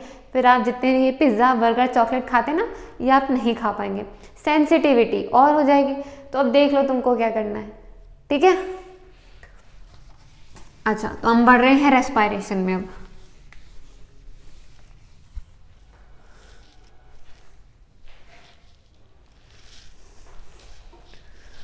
हाँ बच्चों, तो रेस्पायरेशन का मतलब क्या होता है। अब रेस्पायरेशन की अगर मैं बात करूं तो it is a process by which we intake oxygen and utilise it in our body. यानी सिर्फ ऐसा नहीं कि आपने गैस का एक्सचेंज कर लिया, उसको तो हम ब्रीथिंग कहते हैं बच्चों, कि भाई हमने सांस ली, खत्म काम, वो तो ब्रीथिंग है। वो जो ऑक्सीजन ली है तो क्यों ली है, ताकि उसका इस्तेमाल करें अलग अलग कामों में। उस पूरी चीज़ को हम कहते हैं बच्चों रेस्पायरेशन। तो मैं यहाँ क्या लिख रही हूँ, it is the process in which exchange of gases take place exchange of gases takes place, ठीक है, and oxygen is utilised for the energy purpose, और ऑक्सीजन का इस्तेमाल क्या कर रहे हैं, एनर्जी देने के लिए। क्लियर है ये बात? ये हो गया हमारा रेस्पायरेशन। अब जो रेस्पायरेशन है बच्चों दो तरीके की होती है, एक क्या होती है एरोबिक रेस्पायरेशन, एक क्या होती है एनाएरोबिक रेस्पायरेशन, ठीक है। बिल्कुल अपोजिट है फोटोसिंथेसिस का रेस्पायरेशन, क्योंकि फोटोसिंथेसिस में एंड में आपको ऑक्सीजन मिल रही थी, यहाँ आप ऑक्सीजन यूज करेंगे तो आपको मिलेगा उल्टा, आपको मिलेगा कार्बन डाइऑक्साइड और वाटर, ठीक है। तो इसका बिल्कुल अपोजिट रिएक्शन रहेगा एक तरीके से। अगर मैं बात करूँ C6H12O6, और ये क्या रिलीज करेगा भाई, ये CO2 और H2O रिलीज करने वाला है एंड में। ऑफकोर्स मैंने इसको बैलेंस नहीं किया है, ठीक है, मैं सिर्फ आपको एक आइडिया दे रही हूँ कि होने क्या वाला है, बिल्कुल अपोजिट जाने वाला है। क्लियर है ये बात? तो जो CO2 और H2O बनते हैं ये सिर्फ तब बनते हैं जब एरोबिक रेस्पिरेशन हो, यानी ऑक्सीजन की प्रेजेंस में। अगर ऑक्सीजन की प्रेजेंस नहीं है, ठीक है, ऑक्सीजन की प्रेजेंस अगर नहीं है बच्चों, तो क्या होगा, प्रोडक्ट कुछ और हो जाएंगे, ये एंड प्रोडक्ट ये नहीं रहेंगे। इनको क्या बोलते हैं हम, एंड प्रोडक्ट। कि रिजल्ट क्या मिल रहा है हमें, है ना, एंड प्रोडक्ट कुछ और हो जाएगा जब एनाएरोबिक की बात होगी। क्या हो जाएंगे बच्चों एनाएरोबिक में? एनाएरोबिक में दो चीज़ें हो सकती हैं, either it could be lactic acid या फिर एल्कोहल भी बन सकता है। किसी तरीके की एसिड भी बन रही है, किसी तरीके का एल्कोहल भी बन रहा है। अब एल्कोहल टीचर किसी भी फॉर्म में लिख सकता है, इथेनॉल लिख सकता है, ठीक है, सीधा एल्कोहल भी दे सकते हैं। एसिड भी कुछ भी हो सकती है, लैक्टिक एसिड, सिट्रिक एसिड, काफ़ी सारी एसिड रहती हैं, लेकिन मेन आपको ये देखने मिलेंगे, ठीक है ये बात। अब देखिए सबसे पहला क्या पॉइंट बन गया एरोबिक के लिए कि इसको ऑक्सीजन नेसेसरी है, जबकि एनारोबिक में ऑक्सीजन का प्रेजेंस नहीं है, ठीक है। दूसरी बात, एरोबिक के जो एंड प्रोडक्ट हैं, ठीक है, वो तो कार्बन डाइऑक्साइड और वाटर है। एनारोबिक के जो एंड प्रोडक्ट्स हैं वो लैक्टिक एसिड और एल्कोहल हैं। इसी तरीके से क्योंकि एरोबिक जो है ऑक्सीजन की प्रेजेंस में है तो ज़्यादा अमाउंट ऑफ एनर्जी बना रही है, 36 और 38 ATP मॉलिक्यूल्स बन रहे हैं। ATP क्या होता है, एडिनोसाइन ट्राइफॉस्फेट। क्या होता है, एडिनोसाइन ट्राइफॉस्फेट, ठीक है, इसके फॉर्म में ही हमारी बॉडी में एनर्जी स्टोर होती है। जबकि एनाएरोबिक की बात करूं तो कितने रहेंगे, 2 ATP के मॉलिक्यूल्स बनेंगे सिर्फ। यानी हमने इतनी जो मेहनत की किसी काम की नहीं है, क्योंकि ऑक्सीजन का प्रेजेंस ही नहीं तो भाई हम तुमको इतना क्यों बना के देंगे ATP, राइट। जबकि यहाँ पे ATP 36 से 38 ATP है, ओके। ये कहाँ कहाँ देखने मिलेगा आपको, किस किस में देखने मिलेगा, तो हम सीधा लिख सकते हैं प्लांट्स में, एनिमल्स में आपको देखने मिल रहा है काफ़ी सारे। जबकि जो एनाएरोबिक है, अगर ह्यूमन की ही बॉडी में बात करूँ एनाएरोबिक में, तो आपको ये लैक्टिक एसिड किस में हमारे अंदर देखने मिलता है, मसल सेल्स। जब हम थक जाते हैं ना भाई, जब हम बहुत ज़्यादा थक जाते हैं, हम भाग रहे थे, दौड़ भाग कर रहे थे, तो जो थकान आती है ना फेस पे, जैसे शायद अभी मेरे फेस पे आ रही होगी, है ना, तो वो जितना भी पार्ट है वो क्यों आ रहा है, क्योंकि एक तरीके से अंदर लैक्टिक एसिड डेवलप होना स्टार्ट हो जाता है। और लैक्टिक एसिड क्या करता है, फटीग प्रोवाइड करता है। फटीग यानी थकान, ठीक है, एक तरीके से टायर्डनेस फील होने लगती है आपके हर पार्ट में। और बाकी अगर अल्कोहल है तो अल्कोहल की एनाएरोबिक रेस्पिरेशन का हम एक और नाम देते हैं, हम उसको बच्चों फर्मेंटेशन भी कहते हैं। क्या कहते हैं, फर्मेंटेशन। फर्मेंटेशन का मतलब क्या होता है, अल्कोहल बनना, ओके।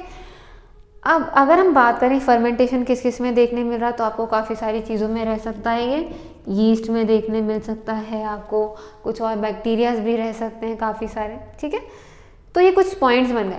अच्छा, एक बहुत इंपॉर्टेंट पॉइंट, एरोबिक रेस्पिरेशन आपकी किस में होती है, माइटोकॉन्ड्रिया में होती है। कहाँ होती है, माइटोकॉन्ड्रिया में होती है। जबकि एनाएरोबिक रेस्पिरेशन आपकी किस में होगा, साइटोप्लाज्म में ही हो जाएगा। क्लियर हो गई यहाँ तक की बात, किसी को कोई दिक्कत?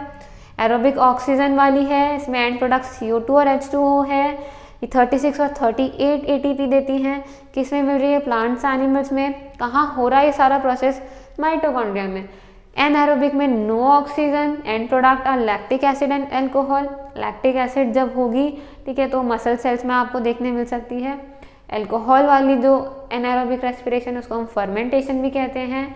इसमें 2 ATP मॉलिक्यूल्स बन रहे हैं, एग्जाम्पल वुड बी यीस्ट, और हो कहाँ रही है रिएक्शन, साइटोप्लाज्म में। अच्छा, एक बात अगर हम बोलें C6H12O6 से सीधा सीधा ये प्रोडक्ट्स नहीं बन जाते बच्चों, CO2 + H2O। इससे पहले एक और चीज़ बनती है जिसको हम बोलते हैं क्या, पायरूवेट। क्या बोलते हैं, पायरूवेट। अगर हम बात करें ग्लूकोज तो कितना था, 6 कार्बन मॉलिक्यूल था, जबकि जो पायरूवेट होता है बच्चों ये 3 कार्बन मॉलिक्यूल है। कितना, 3 कार्बन मॉलिक्यूल है।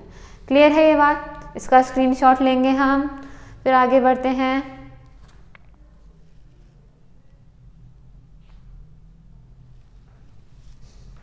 ठीक है,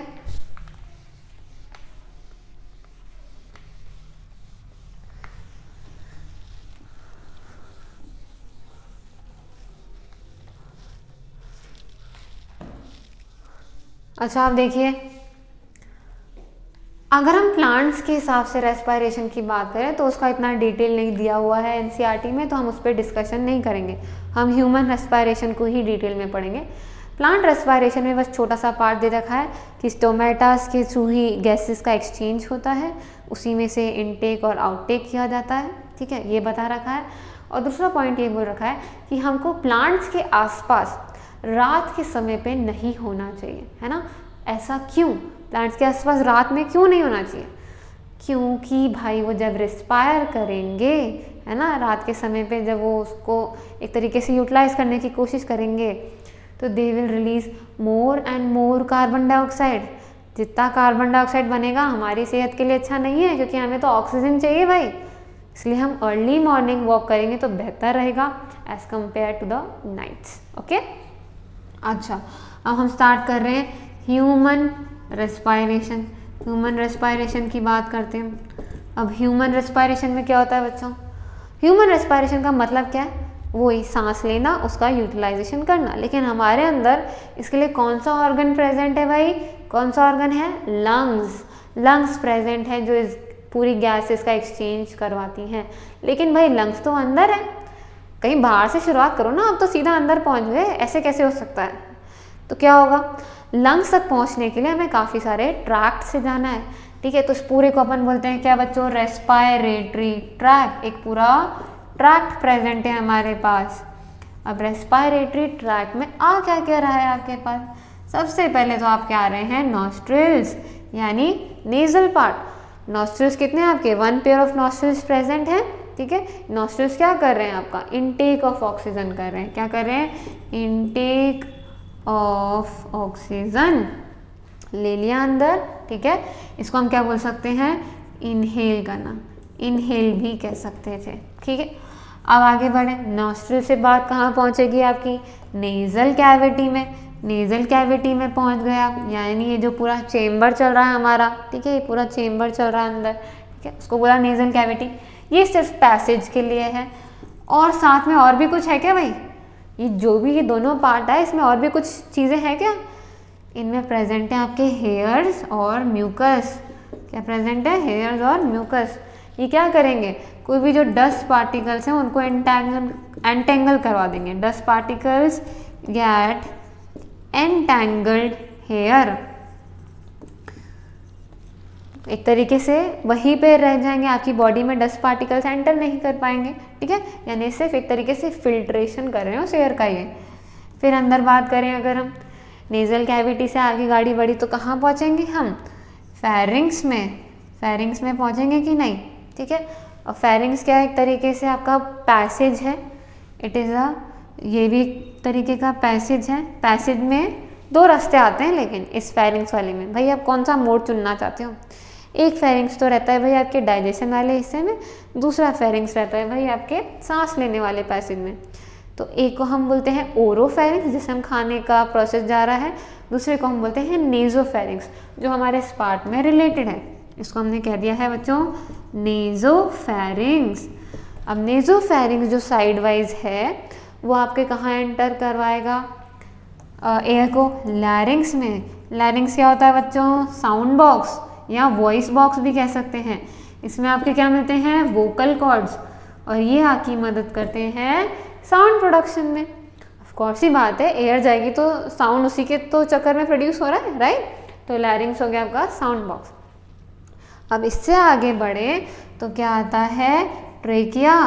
ट्रेकिया क्या करता है, ट्रेकिया को हम विंड पाइप भी कहते हैं। जैसे ईसोफेगस था फूड पाइप, वैसे एक विंड पाइप भी है जिसे हमने कहा ट्रेकिया।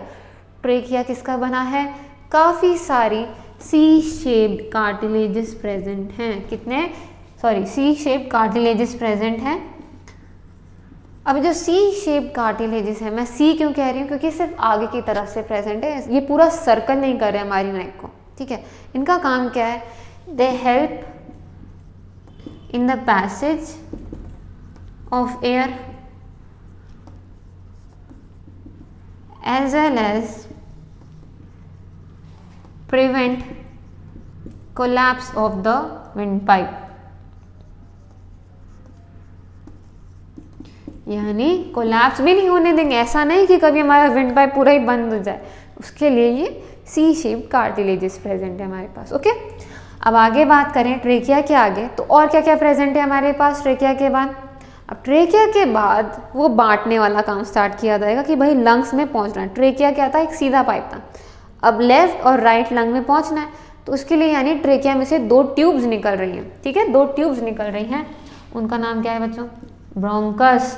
तो ब्रोंकस आपकी कितनी हो जाएगी, राइट एंड लेफ्ट वन, 2 आपकी क्या हो गई, ब्रोंकस हो गई, सिर्फ पैसेज चल रहा है, ठीक है।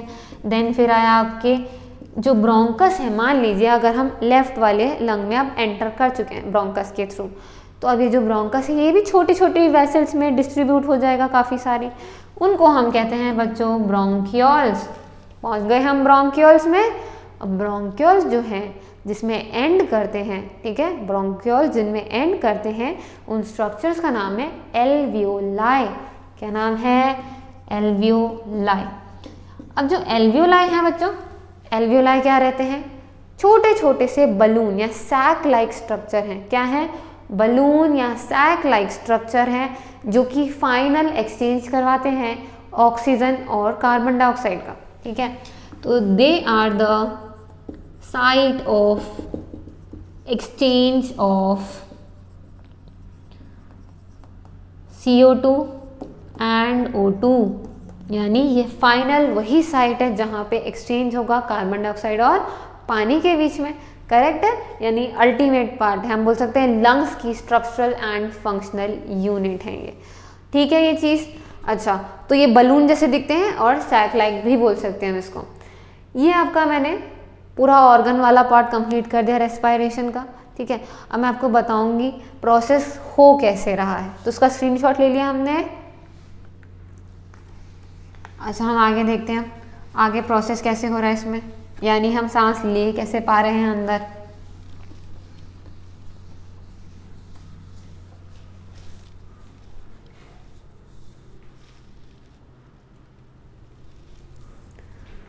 देखिए, तो 2 पार्ट्स हैं हमारे पास, एक है इनहेलेशन और दूसरा क्या है बच्चों, एक्सहेलेशन।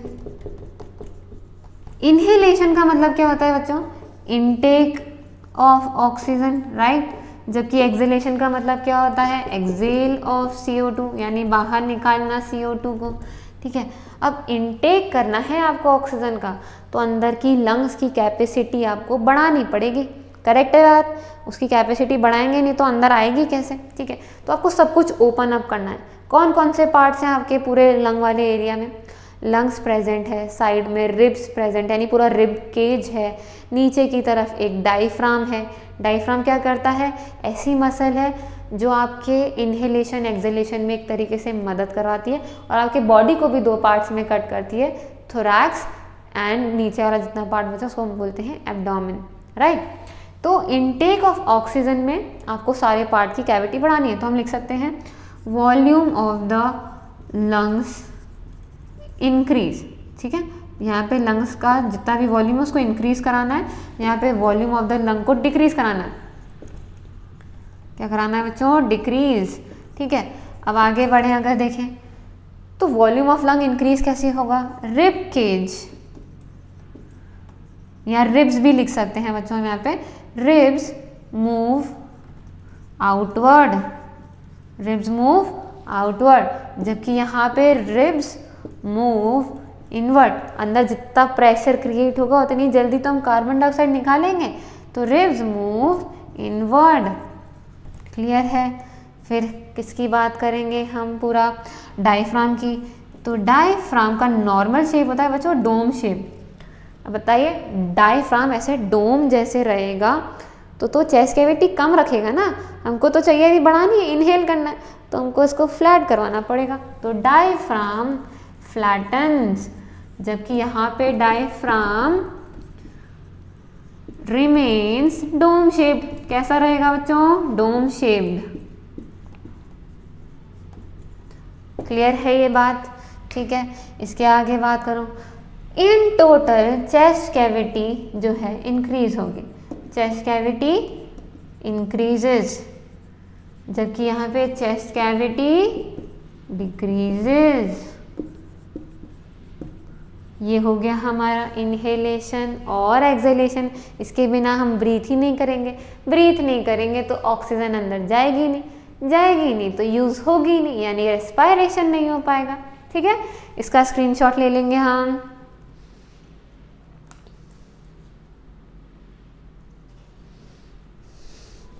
बच्चों रेस्पायरेशन कंप्लीट हो चुका है, अब हम बढ़ रहे हैं कहाँ पे, ट्रांसपोर्टेशन में। ठीक है, क्या देखेंगे हम, ट्रांसपोर्टेशन।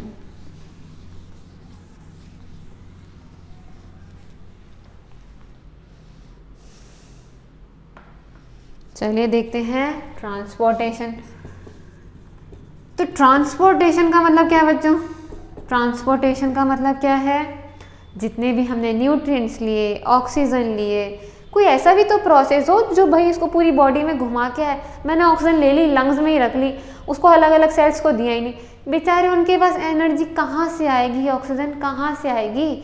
तो मुझे कुछ ऐसा भी तो चाहिए जो एक जगह से दूसरी जगह उनका पैसेज करवा दे, उनको पहुँचा दे वहाँ पे, है ना भाई। ऐसा नहीं सब अपने पास ही रख लो सेल्फिश जैसे, करेक्ट है बात। तो अब देखो, process in which the nutrients and other life-saving things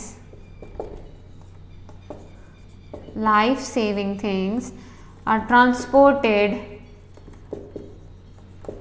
from one organ to another, from one organ to another भी लिख सकते हैं, या सेल टू सेल भी लिख सकते हैं बच्चों। ठीक है, कुछ भी यहाँ पे एड अप किया जा सकता है। अब देखिए ट्रांसपोर्टेशन में अगर मैं सबसे पहले ह्यूमन से स्टार्ट करूँ, ह्यूमंस में ट्रांसपोर्टेशन कैसे हो रहा है, किसकी वजह से हो रहा है, उसको डिस्कस करते हैं हम पहले। तो ह्यूमंस में ट्रांसपोर्टेशन हो रहा है दो चीज़ों से, एक है बच्चों ब्लड, दूसरा है बच्चों लिम्फ। क्या है, लिम्फ। अब देखिए ब्लड जो है ये हमारा मेन ट्रांसपोर्टिंग पार्ट है। ब्लड में हम देखते हैं 3 तरीके के सेल्स भी हैं, प्लाज्मा भी है, प्लाज्मा में काफ़ी सारा पानी भी है, प्रोटीन्स भी हैं। ठीक है, सबके अलग अलग फंक्शन है। तो ब्लड क्या है, एक तरीके का आपका कनेक्टिव टिश्यू है। कनेक्टिव जैसा नाम कह रहा है, हर बॉडी पार्ट को कनेक्ट में रखता है ये। ठीक है, तो it is a connective tissue fluid. ठीक है, इसमें 3 तरीके के सेल्स हैं। पहले मैं सेल्स के नाम लिख देती हूँ, RBC, WBC, प्लेटलेट्स। ठीक है, इसके अलावा और क्या प्रेजेंट है, प्लाज्मा प्रेजेंट है। प्लाज्मा में आपका क्या क्या है, पानी है। ठीक है, इसके अलावा आपके प्रोटीन्स हैं, हॉर्मोन्स भी इसी में डिज़ोल्व करके एक तरीके से आगे मूव करते रहते हैं। ठीक है, एंजाइम्स वगैरह भी आते रहते हैं। देन अगर मैं RBC की बात करूँ तो ये क्या कराते हैं, RBC में आपके पास होता है बच्चों एक पिगमेंट जिसका नाम है हीमोग्लोबिन। हीमोग्लोबिन प्रेजेंट है। ठीक है, RBC में आपके हीमोग्लोबिन है, और हीमोग्लोबिन का काम है ऑक्सीजन, CO2, न्यूट्रिएंट्स, इन सब का ट्रांसपोर्ट करवाना। क्या सबका, oxygen, CO2, nutrients, excretory material, इन सब का एक तरीके से आपका ट्रांसपोर्ट कराने का काम है RBC का। RBC का अगर बायोलॉजिकल टर्म देखें तो उसे हम कहते हैं बच्चों एरिथ्रोसाइट्स। क्या बोला, एरिथ्रोसाइट। जबकि WBC का दूसरा नाम है ल्यूकोसाइट्स। ल्यूकोसाइट्स का काम क्या है? They fight against diseases. ये हमारी बॉडी में प्रोटेक्शन देते हैं, ये हमारी आर्मी है। यानी कोई दुश्मन अंदर आने की कोशिश करेगा तो ये उसको घेरेंगे, उसको मारेंगे, उसको बॉडी के बाहर फेंक देंगे, ठीक है। और साथ ही साथ अगली बार के लिए मेमोरी भी रखेंगे, यानी वही चीज़ अगर दूसरी बार बॉडी में घुसी तब तो उसकी शामत है भाई, तब तो फिर वो कुछ भी कर ले, फिर उसको हम 2 दिन में 1-2 दिन में ही बॉडी के बाहर कर देंगे, फिर हमें इतनी मेहनत नहीं करनी पड़ेगी, ठीक है। तो मेमोरी भी रखते हैं, ये कहते हैं ना ज़्यादा दिमाग वाले, ठीक है। अब प्लेटलेट्स क्या हैं? इनको हम बोलते हैं थ्रोम्बोसाइट्स। थ्रोम्बोसाइट्स, ये जो थ्रोम्बोसाइट्स है इनका काम है क्लॉटिंग ऑफ द ब्लड। क्या हो गया इनका काम? Clotting of the blood. Clot करना मतलब जितना भी अगर आपके पार्ट में कहीं चोट लग गई है, मान लीजिए कहीं चोट लग गई तो आपका ब्लड फ्लो कर रहा है, तो हमारी खून की कैपेसिटी क्या है? इतनी देर तक ब्लड फ्लो नहीं करता, वो वहाँ पे जमना स्टार्ट कर देता है, वो बनाता है क्लॉट। क्लॉट का मतलब क्या होता है? कुछ फाइबर्स और प्रोटीन्स आके रुक जाते हैं और उसके बाद वो ब्लड को वहाँ से फ्लो नहीं करने देते। करवा कौन रहा है? प्लेटलेट्स यानी थ्रोम्बोसाइट्स, ठीक है। ये बात फिर बात करें क्या क्या और प्रेजेंट है ब्लड में, तो प्लाज्मा है। प्लाज्मा में क्या क्या आता है? पानी है, प्रोटीन्स हैं, हॉर्मोन्स हैं। ऑफ कोर्स सबसे ज़्यादा लेवल इसका रहेगा, 92 भी बोल सकते हैं, 95% तक भी जा सकते हैं हम इसमें, ठीक है। प्रोटीन्स और हॉर्मोन्स भी, प्रोटीन्स काफ़ी सारे तरीके के, ग्लोबिन्स रहेंगे, फिब्रिनोजन रहेंगे, मैनी मोर। तो यह हो गया आपका मेन ब्लड, ठीक है। अभी हम बात करेंगे इसको पंप कौन करता है, पूरा सिस्टम कैसे चल रहा है। पहले हम दूसरा जो हमारा पार्ट है ट्रांसपोर्टिंग मटेरियल उसको देख रहे हैं, दैट इज लिम्फ। लिम्फ कैसे अलग है ब्लड से? लिम्फ एक तरीके का कलरलेस फ्लूइड है। कैसा है भाई? कलरलेस फ्लूइड है। अब कलरलेस फ्लूइड है यानी इसके पास क्या मिसिंग होगा? इसके पास आरबीसी नहीं है जो ब्लड में थे। और इस महाशय के पास आरबीसी क्यों नहीं आए? क्योंकि जो ब्लड वेसल्स के पास कैपिलरीज बह रही हैं, ठीक है, जो आप बोल सकते हो जो मेन कैपिलरीज हैं, ठीक है, उनका जो पोर साइज है उसमें से आरबीसी बाहर नहीं निकल पाता, और बाहर नहीं निकल पाता तो वो एम्प्टी स्पेस में नहीं जा पाता। उस एम्प्टी स्पेस में ही तो आपका लिम्फ था, तो इस वजह से क्या हुआ? आरबीसी तो अंदर आ गया कैपिलरी में, बाहर नहीं आया, और लिम्फ जो है आपकी कलरलेस हो गई। अब ये कलरलेस फ्लूइड का काम क्या है? इसका काम है कि आपकी बॉडी को इम्यूनिटी प्रोवाइड कराता है, यानी एक तरीके से हम फिर से कह सकते हैं आपके बहुत सारे डिजीजेस से फाइट करने में मदद करता है, आपकी बॉडी को प्रोटेक्ट करके रखता है। तो इम्यून सिस्टम का बहुत इम्पॉर्टेंट पार्ट बन जाता है। इसके अलावा यह आपके फैट के डाइजेशन या एब्जॉर्प्शन में भी मदद करवाता है।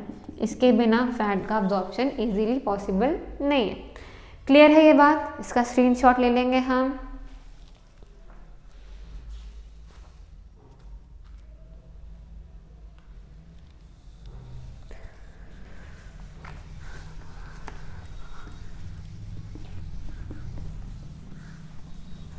अब हम आगे बढ़ते हैं, ठीक है।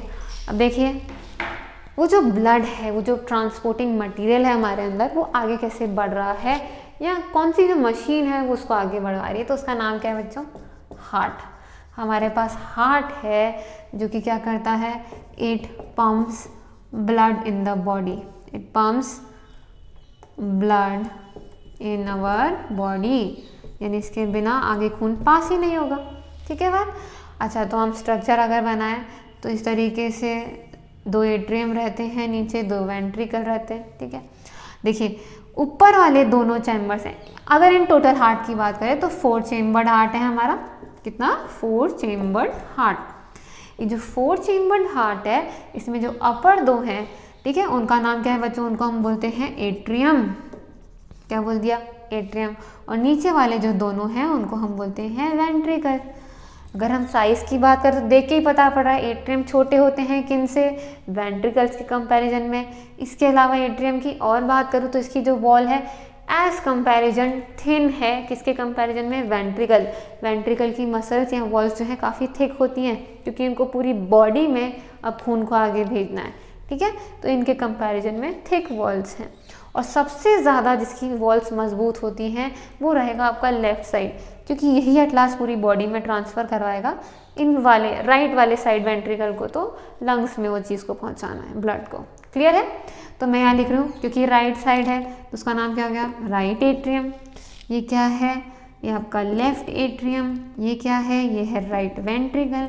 और ये क्या हो गया आपका लेफ्ट वेंट्रिकल।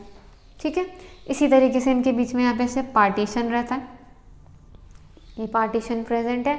इनको अपन इंटरसेप्टम्स कहते हैं, लाइक इंटर ऑरिक्यूलर सेप्टम, इसको बोल सकते हैं इंटर वेंट्रिकुलर सेप्टम। ओके, अब देखिए अब होता क्या है, अगर हमको ब्लड को आगे पास करवाना है तो हो क्या रहा है, मान लीजिए हम यहाँ लिख देते हैं बॉडी, ये हमारी पूरी बॉडी है और इसके ऊपर मैं यहाँ लिख रही हूँ बच्चों लंग्स। ठीक है, तो बॉडी में से आपकी क्या निकलेगी, CO2 वाला ब्लड निकलेगा, यानी अपन लिख सकते हैं डीऑक्सीजनेटेड ब्लड निकलेगा। क्लियर है ये चीज़, डीऑक्सीजनेटेड ब्लड। ये जो डीऑक्सीजनेटेड ब्लड है बच्चों, ये बॉडी से कहाँ जाएगा, आपके राइट एट्रियम में। कहाँ जा रहा है, अब मैं इन चीज़ों को हटा देती हूँ ताकि कंफ्यूजन नहीं हो। मैंने ही हटा दिया। तो आपसे आपकी बॉडी से डीऑक्सीजनेटेड ब्लड कहाँ जा रहा है, राइट एट्रियम में। ले जाने वाली इस वेन का नाम है वेना कावा। क्या नाम है, वेना कावा। जो आपके लोअर पार्ट से ब्लड ले जाए उसे बोलते हैं इंफीरियर वेना कावा, और जो अपर पार्ट से ब्लड लेके आएगा डीऑक्सीजनेटेड उसका नाम हो जाएगा सुपीरियर वेना कावा। ठीक है, तो इंफीरियर और सुपीरियर वेना कावा आ गई, राइट एट्रियम में ओपन हो गई। अब यहाँ से ब्लड जाएगा भाई राइट वेंट्रिकल में, देन राइट वेंट्रिकल से ब्लड कहाँ जाएगा, लंग्स के पास, क्योंकि अभी भी खून कैसा है, डीऑक्सीजनेटेड। हमको उसमें ऑक्सीजन डालनी है ना, तो ऑक्सीजन कहाँ से आएगी, जब हम सांस लेंगे तो एंड प्रोडक्ट कहाँ पे मिलने वाला है, लंग्स में।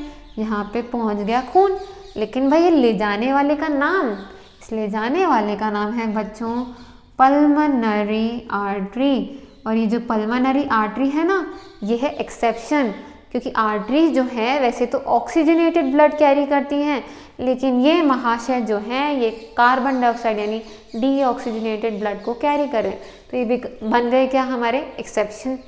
अब यहाँ पे जैसे ही लंग्स आई उसमें डल गई ऑक्सीजन उस ब्लड में, और ये ऑक्सीजनेटेड ब्लड कहाँ जाएगा, लेफ्ट एट्रियम में पहुँच गया। लेफ्ट एट्रियम से जाएगा कहाँ, लेफ्ट वेंट्रिकल, और लेफ्ट वेंट्रिकल से कहाँ जाएगा, बॉडी में।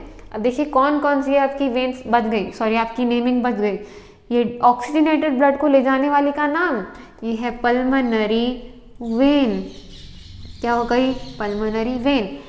वेन का मतलब क्या होता है, जो आपकी CO2 को कैरी करती है। ठीक है, लेकिन ये क्या कर रही है भाई, ऑक्सीजन को कैरी कर रही है। तो अगेन एक्सेप्शन है, वो है pulmonary vein, because it carries oxygenated blood. ये पहुंच गया आगे। अब इस ले जाने वाले का नाम, ये एक आर्टरी है और इसका नाम है एओर्टा। क्या नाम है इसका बच्चों, एओर्टा। अब एओर्टा से कौन सा ब्लड गया है, oxygenated blood towards the body.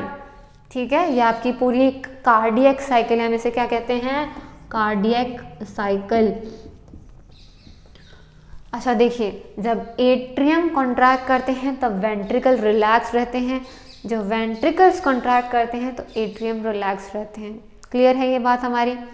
अच्छा, कॉन्ट्रैक्शन की स्टेट को बच्चों हम बोलते हैं, कॉन्ट्रैक्शन की स्टेट को हम बोलते हैं सिस्टोल, और जो रिलैक्सेशन की स्टेट है आपकी, चाहे कोई से भी रिलैक्स कर रहे हो, एट्रियम या वेंट्रिकल, इसी तरीके से कॉन्ट्रैक्शन में भी चाहे कोई भी कर रहा हो, ठीक है, तो रिलैक्सेशन की स्टेट को बोलते हैं डायस्टोल। अब ये जो कॉन्ट्रैक्शन और रिलैक्सेशन मैंने बताया, सिस्टोल और डायस्टोल, ये किस में काम आ रहा है, क्यों बताया, blood pressure.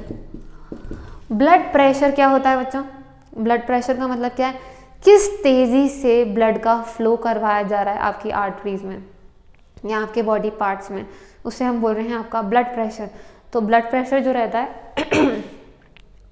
Sorry, blood pressure जो रहता है आपके दो पार्ट्स में लिखते हैं हम, इस तरीके से रहता है 120/80 mmHg मर्क्यूरी। 120 यहाँ डिस्क्राइब कर रहा है सिस्टोल को और 80 आपका डिस्क्राइब कर रहा है डायस्टोल। यानी जब आपका हार्ट कॉन्ट्रैक्ट कर रहा है तो आपका नॉर्मल ब्लड प्रेशर होना चाहिए 120, और जब आपका हार्ट रिलैक्स कर रहा है उस समय आपका ब्लड का प्रेशर होना चाहिए 80 mmHg। क्लियर है? ब्लड प्रेशर हम किससे नापते हैं? एक मशीन है स्फिग्नोमैनोमीटर, उसके थ्रू। देखिए ना हमने वो हाथ में हम उसका एक बैंड बांधते हैं, उसको पंप करते हैं, उसी का नाम है स्फिग्नोमैनोमीटर। अच्छा, स्क्रीनशॉट ले लीजिए प्लीज। अच्छा चलिए हम आगे देखते हैं। अब ट्रांसपोर्टेशन इन प्लांट्स की बात करें, प्लांट्स में ट्रांसपोर्टेशन कैसे हो सकता है? तो प्लांट्स में ट्रांसपोर्टेशन के लिए हमारे पास दो पार्ट्स हैं बच्चों, एक है क्या? जाइलम, और दूसरा पार्ट है फ्लोएम। इन दोनों ही चीज़ों को मिला के हम क्या कहते हैं? Vascular tissues. क्या बोलते हैं? वेस्क्यूलर टिश्यूज़ भी कह सकते हैं, बंडल्स भी कह सकते हैं, कंडक्टिंग टिश्यूज़ भी कह सकते हैं, ट्रांसपोर्टिंग टिश्यूज़ भी कह सकते हैं। ठीक है, ये सारे नाम किसके हैं बच्चों? जाइलम और फ्लोएम के लिए। अब जाइलम का काम क्या है बच्चा? ये काम करवाता है कंडक्शन ऑफ वाटर। ये प्लांट्स में वाटर का कंडक्शन करवाता है, जबकि जो फ्लोएम है it helps in conduction of food. तभी कंडक्शन ऑफ फूड है वो फ्लोएम ही देखता है। अच्छा, अगर जाइलम की बात करें, इसमें 4 पार्ट्स प्रेजेंट हैं। ठीक है, जाइलम के लिए हमारे पास 4 पार्ट हैं, 4 एलिमेंट्स बोलते हैं हम इनको। जाइलम पैरेन्काइमा है, ठीक है, देन जाइलम फाइबर्स हैं, स्क्लेरेन्काइमा भी लिख सकते हैं हम इसको, फाइबर्स को। ठीक है, फिर इसके पास ट्रैकीड्स हैं और इसके पास वेसल्स भी हैं। इसी तरीके से फ्लोएम की बात करें तो फ्लोएम में भी 4 एलिमेंट्स हैं। एक तो इसका भी पैरेन्काइमा यानी फ्लोएम पैरेन्काइमा है, इसमें भी फाइबर्स यानी स्क्लेरेन्काइमा है, इसमें है सीव ट्यूब्स और कंपेनियन सेल्स। क्या है? Companion cells. क्लियर है बात? ये जो जाइलम है इसमें भी 4 एलिमेंट देखे, इसमें भी 4 एलिमेंट देखे। अब देखिए मेन कौन है? ये दोनों है, ये वाटर का ट्रांसपोर्ट देखते हैं, ये सपोर्टिंग रोल में है। इसी तरीके से ये दोनों खाने का ट्रांसपोर्ट देखते हैं, ये दोनों सपोर्टिंग रोल में है। पैरेन्काइमा जो है बेसिकली आपकी स्टोरेज वगैरह में हेल्प करता है, फाइबर्स जो है मैकेनिकल सपोर्ट देते हैं, ये वाटर ट्रांसपोर्ट, ये फूड ट्रांसपोर्ट कराते हैं। ठीक है, और कंपेनियन का मतलब क्या हो रहा है? जो सपोर्ट देता हो, किसको सपोर्ट दे रहा होगा? सीव ट्यूब को। ठीक है, और इसी तरीके से यहाँ पे वेसल्स सबसे ज़्यादा इंपॉर्टेंस रखते हैं, क्योंकि एक तरीके से वाटर की पाइपलाइन क्रिएट करते हैं। अच्छा, अगर बात करें ये जो वाटर कंडक्टिंग टिश्यूज़ हैं ये किस प्रोसेस से हो रहे हैं, तो उस प्रोसेस का नाम है बच्चों ट्रांसपायरेशन। ट्रांसपायरेशन क्या है? एक तरीके का फोर्स है, या पुल भी बोल सकते हैं, फोर्स और पुल। ठीक है, जो कि क्या कर रहा है? उस पूरे पानी को ऊपर की तरफ मूव करवा रहा है, यानी एक तरीके का ये नेगेटिव पुल है। नेगेटिव पुल, एक नेगेटिव पुल है। मान लीजिए सनलाइट पड़ रही है प्लांट पे, तो क्या हो रहा है? वो पानी के लिए नीचे प्रेशर क्रिएट किया जा रहा है। जितना नीचे प्रेशर क्रिएट होगा उतना ही पानी ऊपर चढ़ेगा। यानी सनलाइट पड़ी, उसने ट्रांसपिरेशन स्टार्ट किया। ट्रांसपिरेशन यानी लॉस ऑफ वाटर वेपर। जितना लॉस ऑफ वाटर वेपर होगा उतना ही नीचे से खींचा जाएगा कि भाई और चढ़ो, तभी तो ऊपर भेजेंगे हम, वरना कहाँ से भेजेंगे। तो एक नेगेटिव पुल क्रिएट किया जा रहा है, या सक्शन पुल क्रिएट किया जा रहा है, जिसको हम बोलेंगे ट्रांसपायरेशन पुल। उसी की मदद से जो है वाटर का ट्रांसपोर्ट होगा। और ये और क्या प्रोवाइड करवाएगा? ये जो है टेम्परेचर भी कंट्रोल करवाएगा प्लांट में, टेम्परेचर भी कंट्रोल करवा रहा है। ठीक है, और इवेपोरेशन भी करवा रहा है, लॉस ऑफ वाटर वेपर भी इसी की मदद से हो रहे हैं। जबकि अगर मैं बात करूं फ्लोएम की, तो फ्लोएम में क्या हो रहा है? एक प्रोसेस है, उसको बोलते हैं ट्रांसलोकेशन। क्या है? ट्रांसलोकेशन। ट्रांसलोकेशन का मतलब है फूड का ट्रांसपोर्ट करवाना एक जगह से दूसरी जगह। और ट्रांसलोकेशन हम in total long distance transport के लिए यूज़ करते हैं। अगर छोटे से डिस्टेंस के लिए ही ट्रांसपोर्ट करना है तो उसमें इतनी मेहनत नहीं लगेगी। जब जो पेड़ हैं बड़ी बड़ी हाइट्स के और दूर दूर तक खाना ले जाना है तो हम उसके लिए वर्ड यूज़ करते हैं बच्चों, क्या? ट्रांसलोकेशन। ठीक है, ये आपका पार्ट कंप्लीट हो गया किसका? ट्रांसपोर्टेशन का। तो अब हम क्या स्टार्ट करने वाले हैं? हम स्टार्ट करने वाले हैं एक्सक्रीशन। अब एक्सक्रीशन को देखते हैं हम। इसका स्क्रीनशॉट ले लिया आपने? ओके, हम बात करते हैं एक्सक्रीशन की।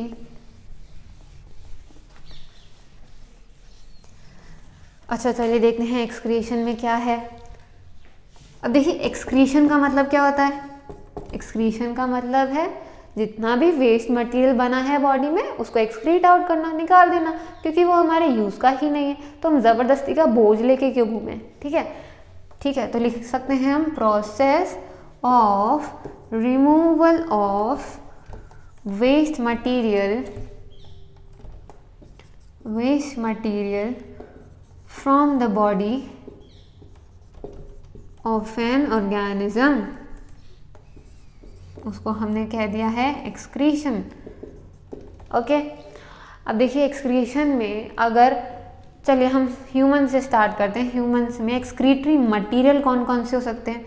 अगर एक्सक्रीटरी मटेरियल की बात करें तो क्या क्या हो सकता है। सबसे पहले तो यूरिया हो सकता है। ठीक है, यूरिया क्या है, जो आपके यूरिन से रिलेटेड हैं। यूरिक एसिड रह सकता है। इसके अलावा वाटर हो सकता है बहुत अमाउंट में। और क्या मटेरियल हो सकते हैं, कार्बन डाइऑक्साइड जो लंग्स निकालती है एक तरीके से, वो भी एक्सक्रीट हो रहा है। ठीक है, अच्छा इसके अलावा और कुछ अमोनिया हो सकती है, अमोनिया रह सकती है। ये सारे क्या हैं बच्चों, आपके एक्सक्रीटरी प्रोडक्ट्स हैं या एक्सक्रीटरी मटेरियल हैं जिनको हमको बॉडी से बाहर करना है।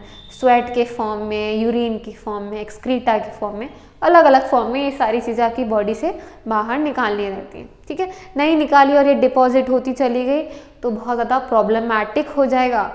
ठीक है, अच्छा तो देखिए ह्यूमंस में ये जितने भी मटेरियल्स हैं इनको एक्सक्रीट करने के लिए एक स्ट्रक्चर है जिसका नाम क्या है बच्चों, किडनी। क्या प्रेजेंट है हमारे पास, किडनी प्रेजेंट है। और ये किडनी क्या करती है, यही तो आपके ब्लड को फिल्टर करवाती है। ये ब्लड को फिल्टर नहीं करवाएगी तो वेस्ट मटेरियल अच्छी चीज़ से अलग कैसे करेंगे। ठीक है, तो फिल्ट्रेशन अपन क्या बोल सकते हैं, किडनी क्या है, these are the filtration units, these are the filtration units, sorry filtration units. ठीक है, यानी ये आपके ब्लड को प्योरीफाई कर रहे हैं। किडनी कितनी रहती है हमारे पास, 1 पेयर ऑफ किडनी है हमारे पास। कहाँ पे, अब्डोमिनल पार्ट में है। ठीक है, इसके अलावा अगर मैं बात करूँ तो कैसी दिखती हैं, तो they are bean shaped in structure. कैसी, बीन शेप्ड होती हैं किडनीज आपकी। अब जो किडनी है वो किससे कनेक्टेड रहती हैं, वो आगे एक पाइपलाइन से कनेक्ट होती हैं। अगर मैं इसको ड्रॉ करूँ कुछ ऐसा दिखता है ये स्ट्रक्चर, ये ऐसे आपके किडनीज हैं। ठीक है, ये इस तरीके से ऐसे ओपन हो रही हैं दोनों, और ये जो दोनों आपको साइड में पाइप्स दिख रहे हैं ऐसे, इन पाइप्स का नाम क्या है बच्चों, यूरेटर्स। क्या बोला हमने, यूरेटर्स। यहाँ लिख रही हूँ मैं यूरेटर्स। यूरेटर्स क्या है, पाइपलाइन सिस्टम है जो आपके उस एक्सक्रीटरी मटेरियल को, ठीक है, उस यूरिन को आगे की तरफ बढ़वा रहे हैं, पैसेज करवा रहे हैं बेसिकली। तो ये भी अगेन 1 पेयर हो गए। ठीक है, इसके बाद ये जो दोनों यूरेटर हैं ये एक ओपनिंग में जाके खुलते हैं जिसका नाम क्या है, यूरिनरी ब्लैडर। क्या बोलेंगे, यूरिनरी ब्लैडर। यूरिनरी ब्लैडर का काम क्या है, ये टेम्पररी स्टोरेज करवाता है यूरिन का। किसका, यूरिन का स्टोरेज करवा रहा है। इसकी भी एक कैपेसिटी है, उस कैपेसिटी से ज़्यादा उसमें यूरिन फिल हो गई तो भाई वो इमरजेंसी वाली कंडीशन आ जाती है, भागो भाई वॉशरूम की तरफ। और जो फिर भी ज़्यादा आपने रोकने का बार बार प्रयास किया, ठीक है, और ये चीज़ अगर आपकी हैबिट में है तो फ्यूचर में रिसेप्टर्स खराब हो जाएंगे यूरिनरी ब्लैडर के, और वो खराब हो गए तो दिक्कत हो जाएगी बस। ठीक है, अब देखिए यूरिनरी ब्लैडर जो है एंड में कहाँ ओपन होता है, यूरेथ्रा में। कहाँ पे, यूरेथ्रा में। यूरेथ्रा क्या करती है, एग्जिट पॉइंट बनती है आपकी यूरिन का, exits urine from the body, यानी यहीं से आपकी बॉडी में से उसको एग्जिट करवा दिया जाएगा। ये बात क्लियर है हमारी। ठीक है, अभी जो किडनी है, ये किडनी के अंदर क्या रहते हैं बच्चों, ऐसे काफ़ी सारे पिरामिड लाइक स्ट्रक्चर्स होते हैं। क्या रहते हैं, पिरामिड लाइक स्ट्रक्चर। ये पिरामिड लाइक स्ट्रक्चर के चक्कर में हमारी किडनी 2 हिस्सों में बटी है। जो बाहर वाला हिस्सा है उसको तो हम क्या बोलते हैं, कॉर्टेक्स, और ये जो अंदर वाला हिस्सा है उसको हम क्या बोलते हैं, जो पिरामिड्स के अंदर है, मेड्यूला। कॉर्टेक्स और मेड्यूला। ये जो मेड्यूला वाला हिस्सा है ना, इसमें बच्चों मेन पार्ट है हमारा, दैट इज नेफ्रॉन। वैसे तो वो थोड़ा सा कॉर्टेक्स में भी आता है, लेकिन उसका मेन हिस्सा जो पूरे ट्यूब्स चलते हैं वो आपके मेडुला में रहता है।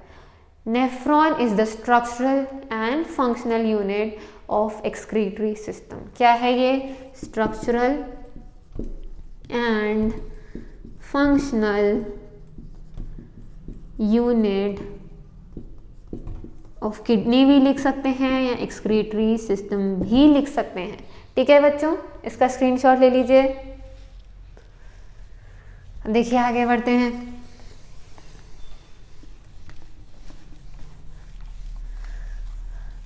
अब इसके आगे बढ़ें तो क्या आएगा? ये जो नेफ्रॉन है इसका स्ट्रक्चर कैसा है? बेसिकली इसके स्ट्रक्चर में कैसा रहता है? ऐसे आगे कप शेप स्ट्रक्चर होता है। मैं पूरा एक नेफ्रॉन बना रही हूँ, ऐसे हमारे हर किडनी में मिलियंस ऑफ नेफ्रॉन है। एक किडनी में मिलियंस, दूसरी में मिलियंस। समझ रहे हैं हम बात? तो एक का स्ट्रक्चर ड्रॉ कर रही हूँ कि कैसा होता है। या आगे से ऐसा कप शेप स्ट्रक्चर, फिर ऐसे ऐसे ट्यूब चल रही हैं। ये जो ट्यूब है फिर एक अनादर ट्यूब में जाके ओपन होगी। ठीक है,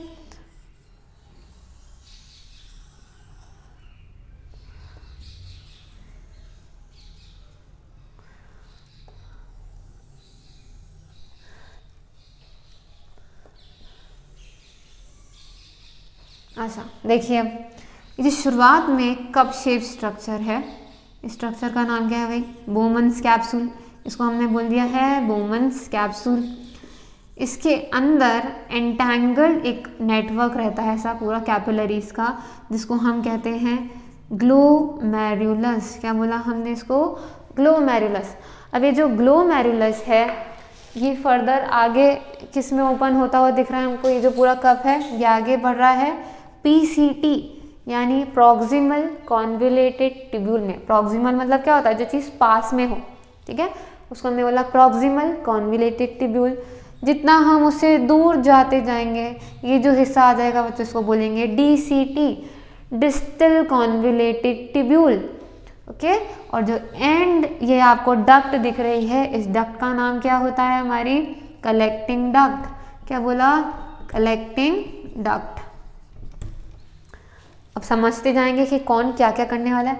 अच्छा, इसके आसपास एक और स्ट्रक्चर रहता है जिसको हम कहते हैं लूप ऑफ हेनले। क्या बोलते हैं? Loop of Henle.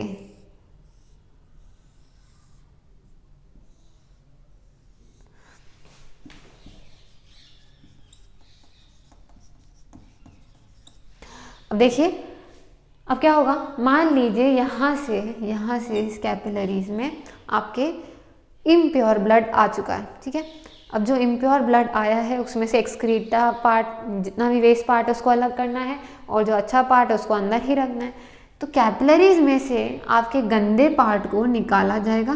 कैपिलरीज में से गंदा पार्ट निकल गया मान लीजिए, और अच्छा पार्ट उसी के अंदर रह गया और वो वापस बाहर भेज देंगे। ठीक है, जो गंदा पार्ट है यानी जितनी भी एक्सक्रीटरी मटेरियल हैं वो किस में जाएंगे? बोमन्स कैप्सूल में। पहुंच गए आपके बोमन्स कैप्सूल में। बोमन्स कैप्सूल से उनका ट्रांसफ़र कहाँ होगा? पीसीटी में। फिर कहाँ होगा? डीसीटी में। और एट लास्ट कहाँ पे होगा बच्चों? कलेक्टिंग डक्ट के थ्रू एंड में। कहाँ? यूरेथ्रा के थ्रू बॉडी के बाहर। ठीक है, ये सब तो सीधा सीधा समझ में आ रहा है। ये वहाँ से लूप ऑफ हेनले क्या करेंगे? ये जो लूप ऑफ हेनले है इसका काम किसमें है? वाटर रीअब्जॉर्प्शन करवाने में। किसमें? वाटर रीअब्जॉर्प्शन करवाने में। और वाटर रीअब्जॉर्प्शन होता कैसे है? मान लीजिए हमारी बॉडी में यूरिया है जिसको हमको एक्सक्रीट करना है, तो कुछ अमाउंट का जो यूरिया है वो डीसीटी के थ्रू बॉडी में वापस एंटर कर जाता है। वो किडनी वाले पार्ट में वापस एंटर कर जाता है। कौन? यूरिया। और इस यूरिया को देख देख के हमारी बॉडी में जो कलेक्टिंग डक्ट जहाँ से यूरिन पास होना था वहाँ से भाई दौड़ता भागता पानी भी आ जाता है कि भाई यूरिया अंदर चला गया तो मैं भी जाऊँगा उसको सही करने, क्योंकि यूरिया ने अंदर का कंसंट्रेशन क्या कर दिया? एक तरीके से बहुत इंक्रीज कर दिया। तो उस कंसंट्रेशन को नॉर्मल करने के लिए पानी लाना पड़ेगा ना, तो बहुत सारा पानी उसको फॉलो करता हुआ आ जाता है। और उसी के चक्कर में क्या हो जाता है? बॉडी में वाटर का रीअब्जॉर्प्शन। जितना रीअब्जॉर्प्शन होगा उतनी हमारी बॉडी हाइड्रेटेड रहेगी। ठीक है ये बात? तो ये है हमारा एक पूरा नेफ्रॉन का स्ट्रक्चर। ये हो गया एक्सक्रीशन इन ह्यूमंस। ठीक है, एक प्रोसेस रहता है जिसको हम कहते हैं हीमोडायलाइसिस।